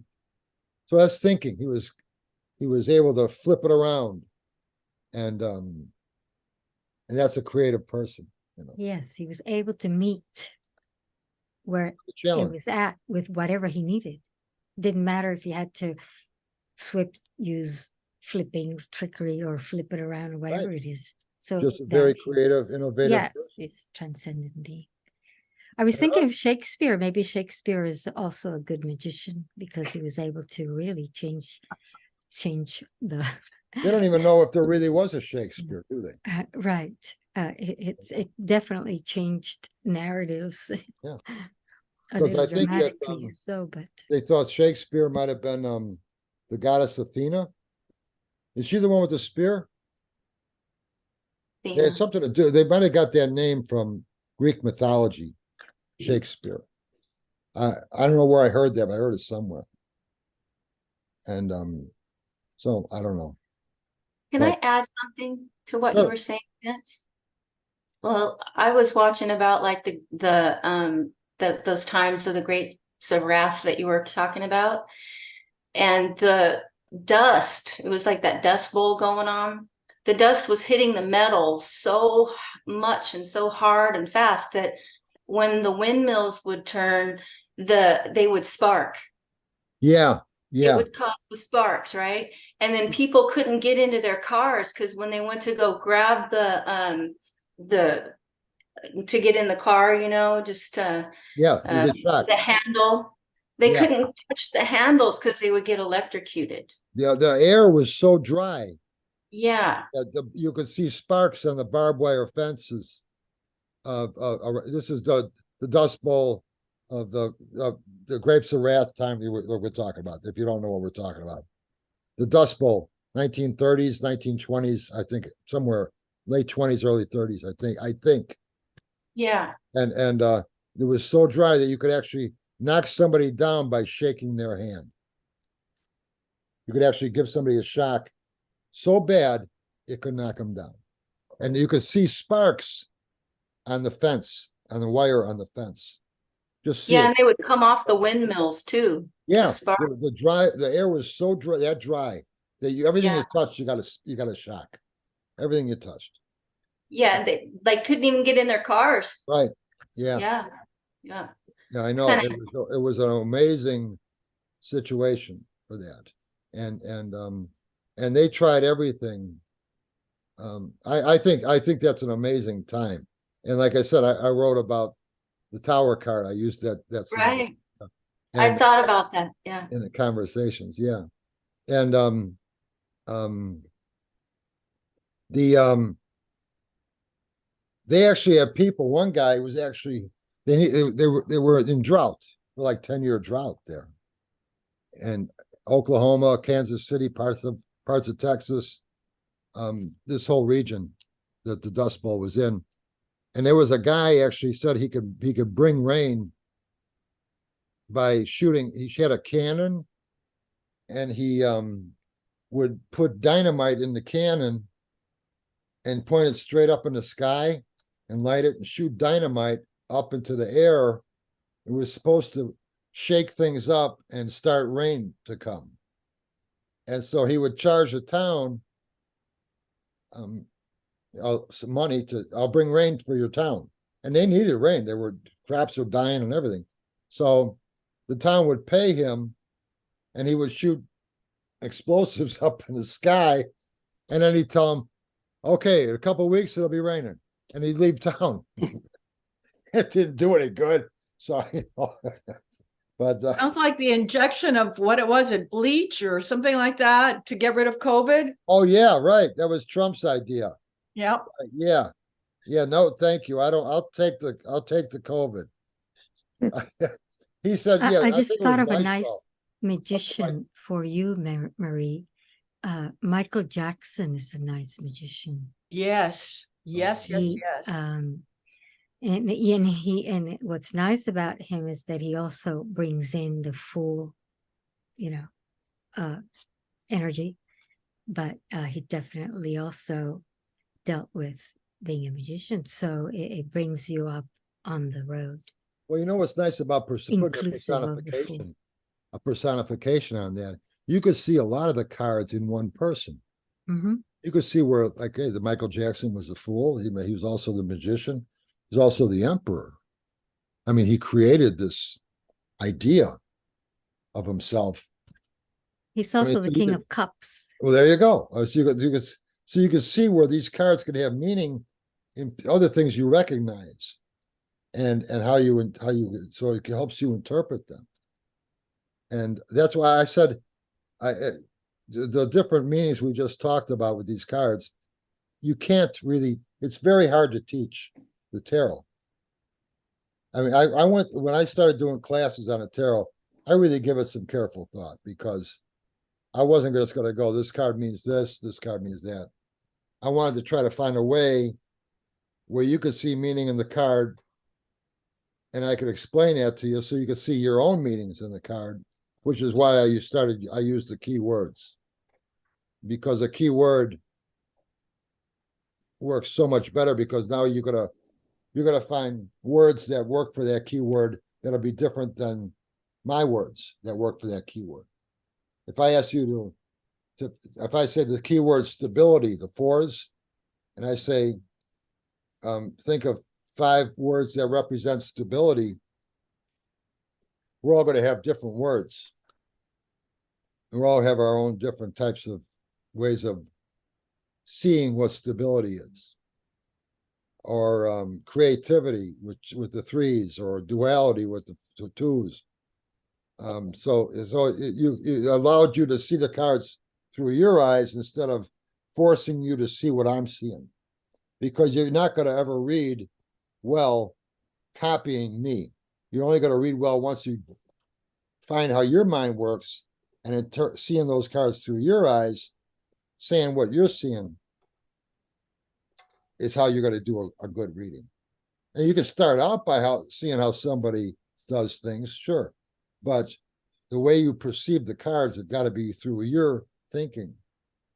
And so to teach somebody you got to teach somebody how to think about that, or give them the tools to think about it, is the challenge with it, I think.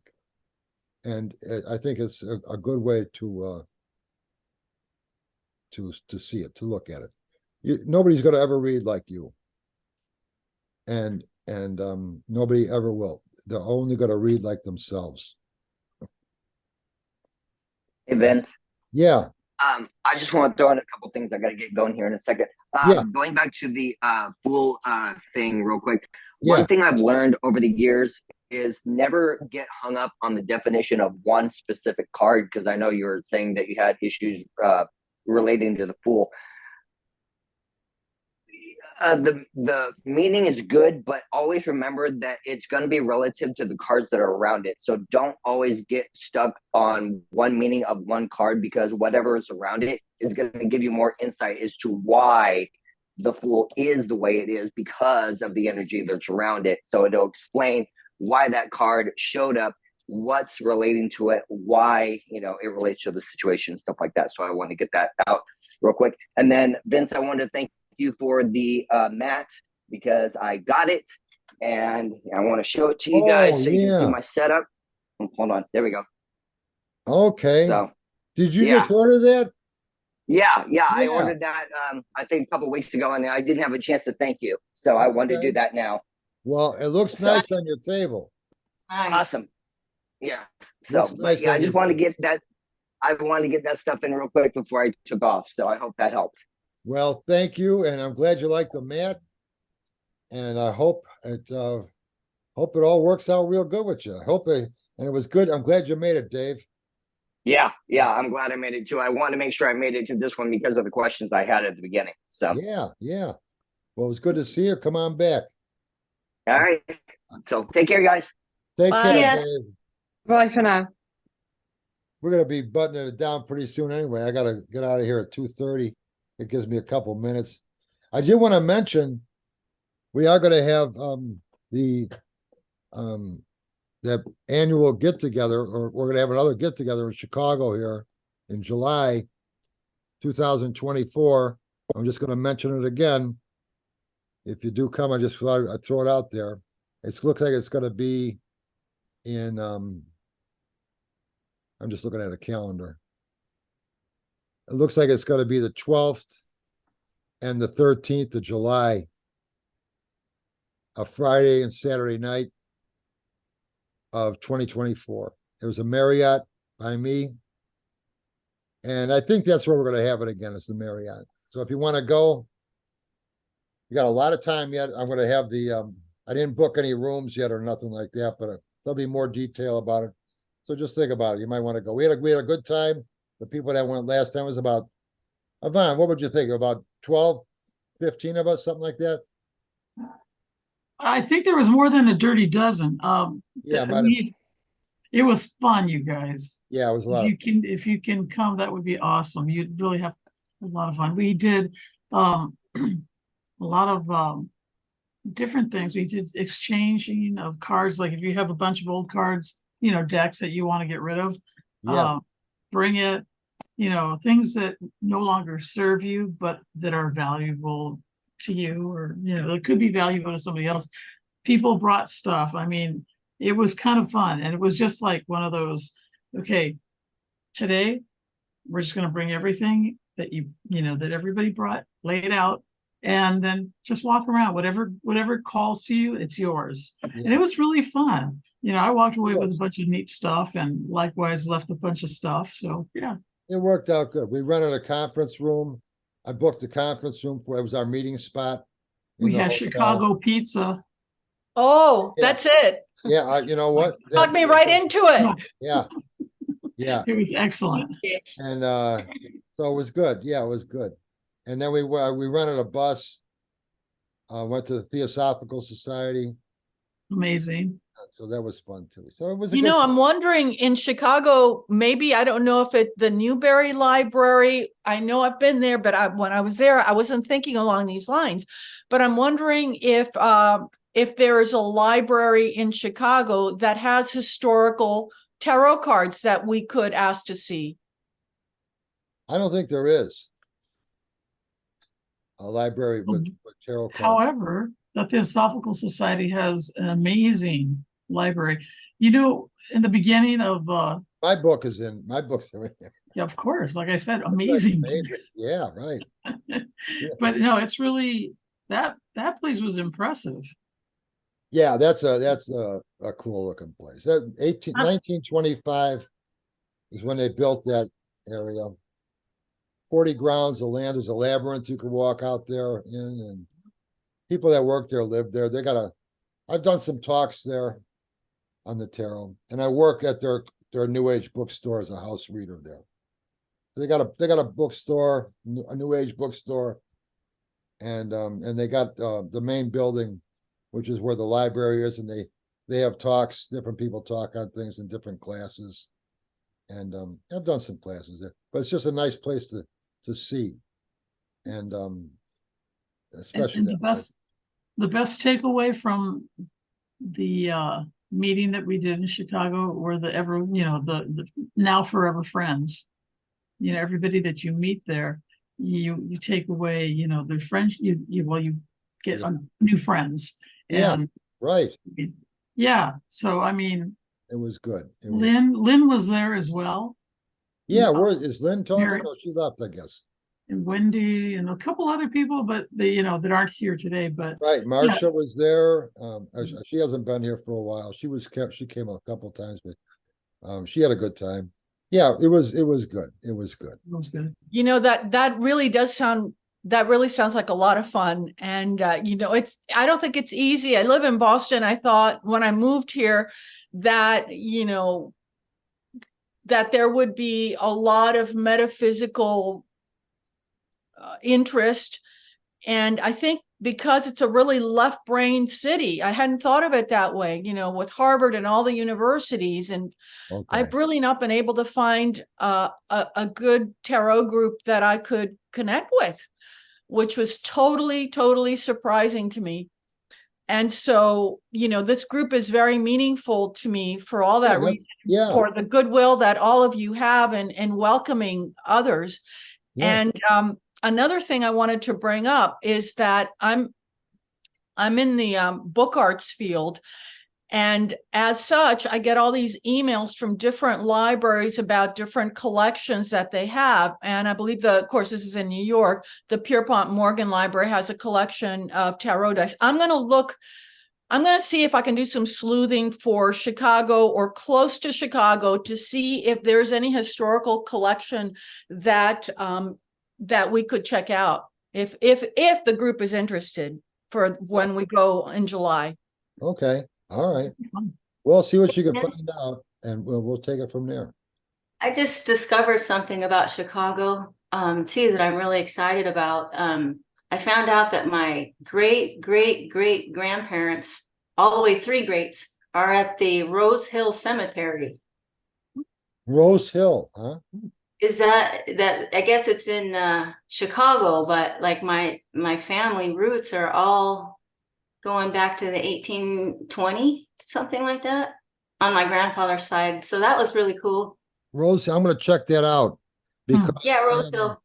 Somebody I worked with for a while, Ursula somebody.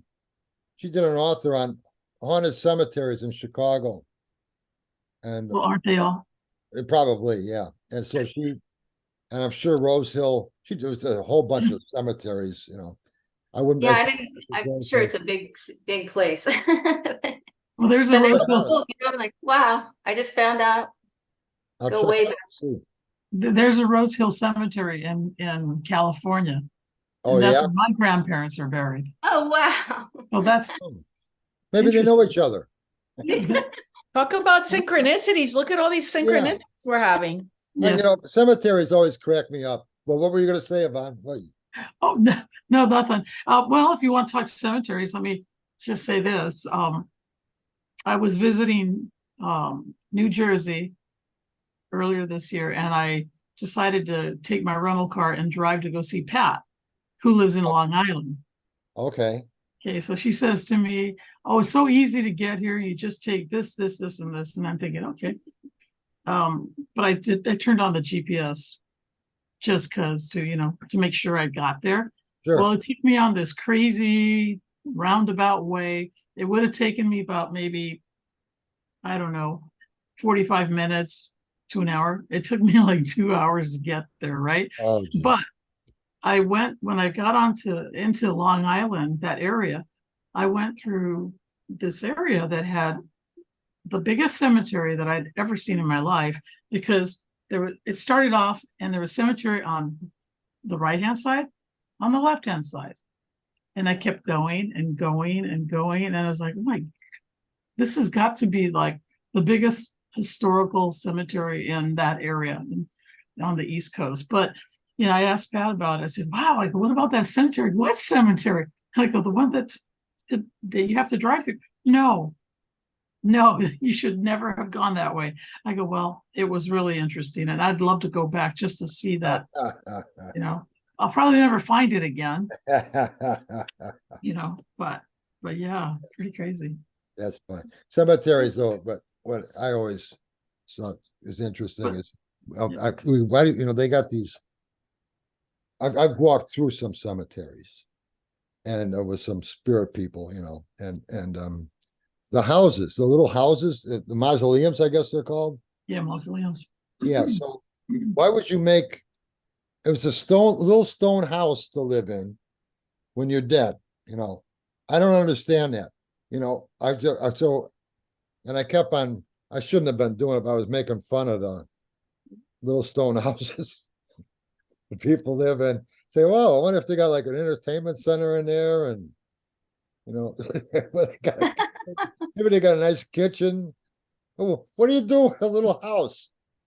Oh, I want it when I die. I want to live in a little stone house. No. Interesting. And they're expensive, those little stone houses. Right, Let me tell you. Yeah, right. So what, are you gonna decorate in there or something?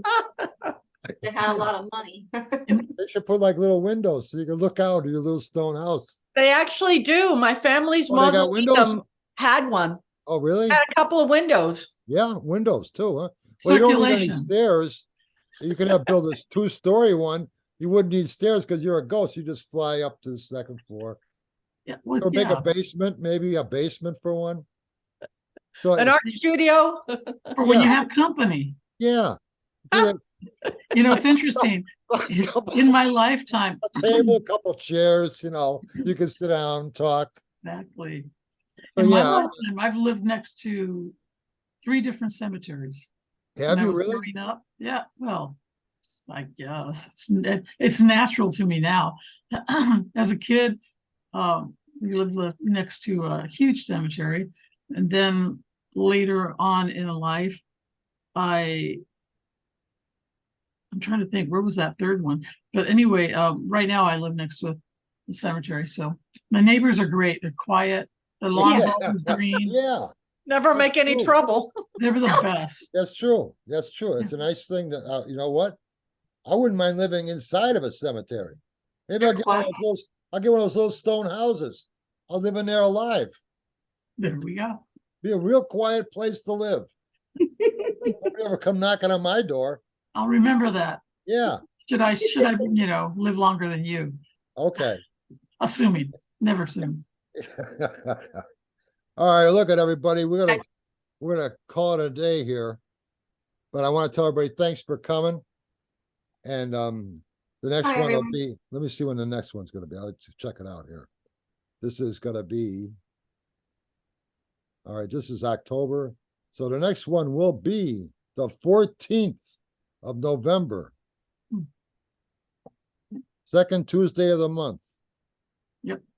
And 14th of November. And so you everybody have a nice month. And I'm glad you came. And we'll do it again. Yep. Bye. Thanks, everybody. Bye, guys. Great to see Okay. you all. Take Bye. care. Good to see you. All right, bye-bye too. for now. All right, take care. Bye. Thank you. Bye.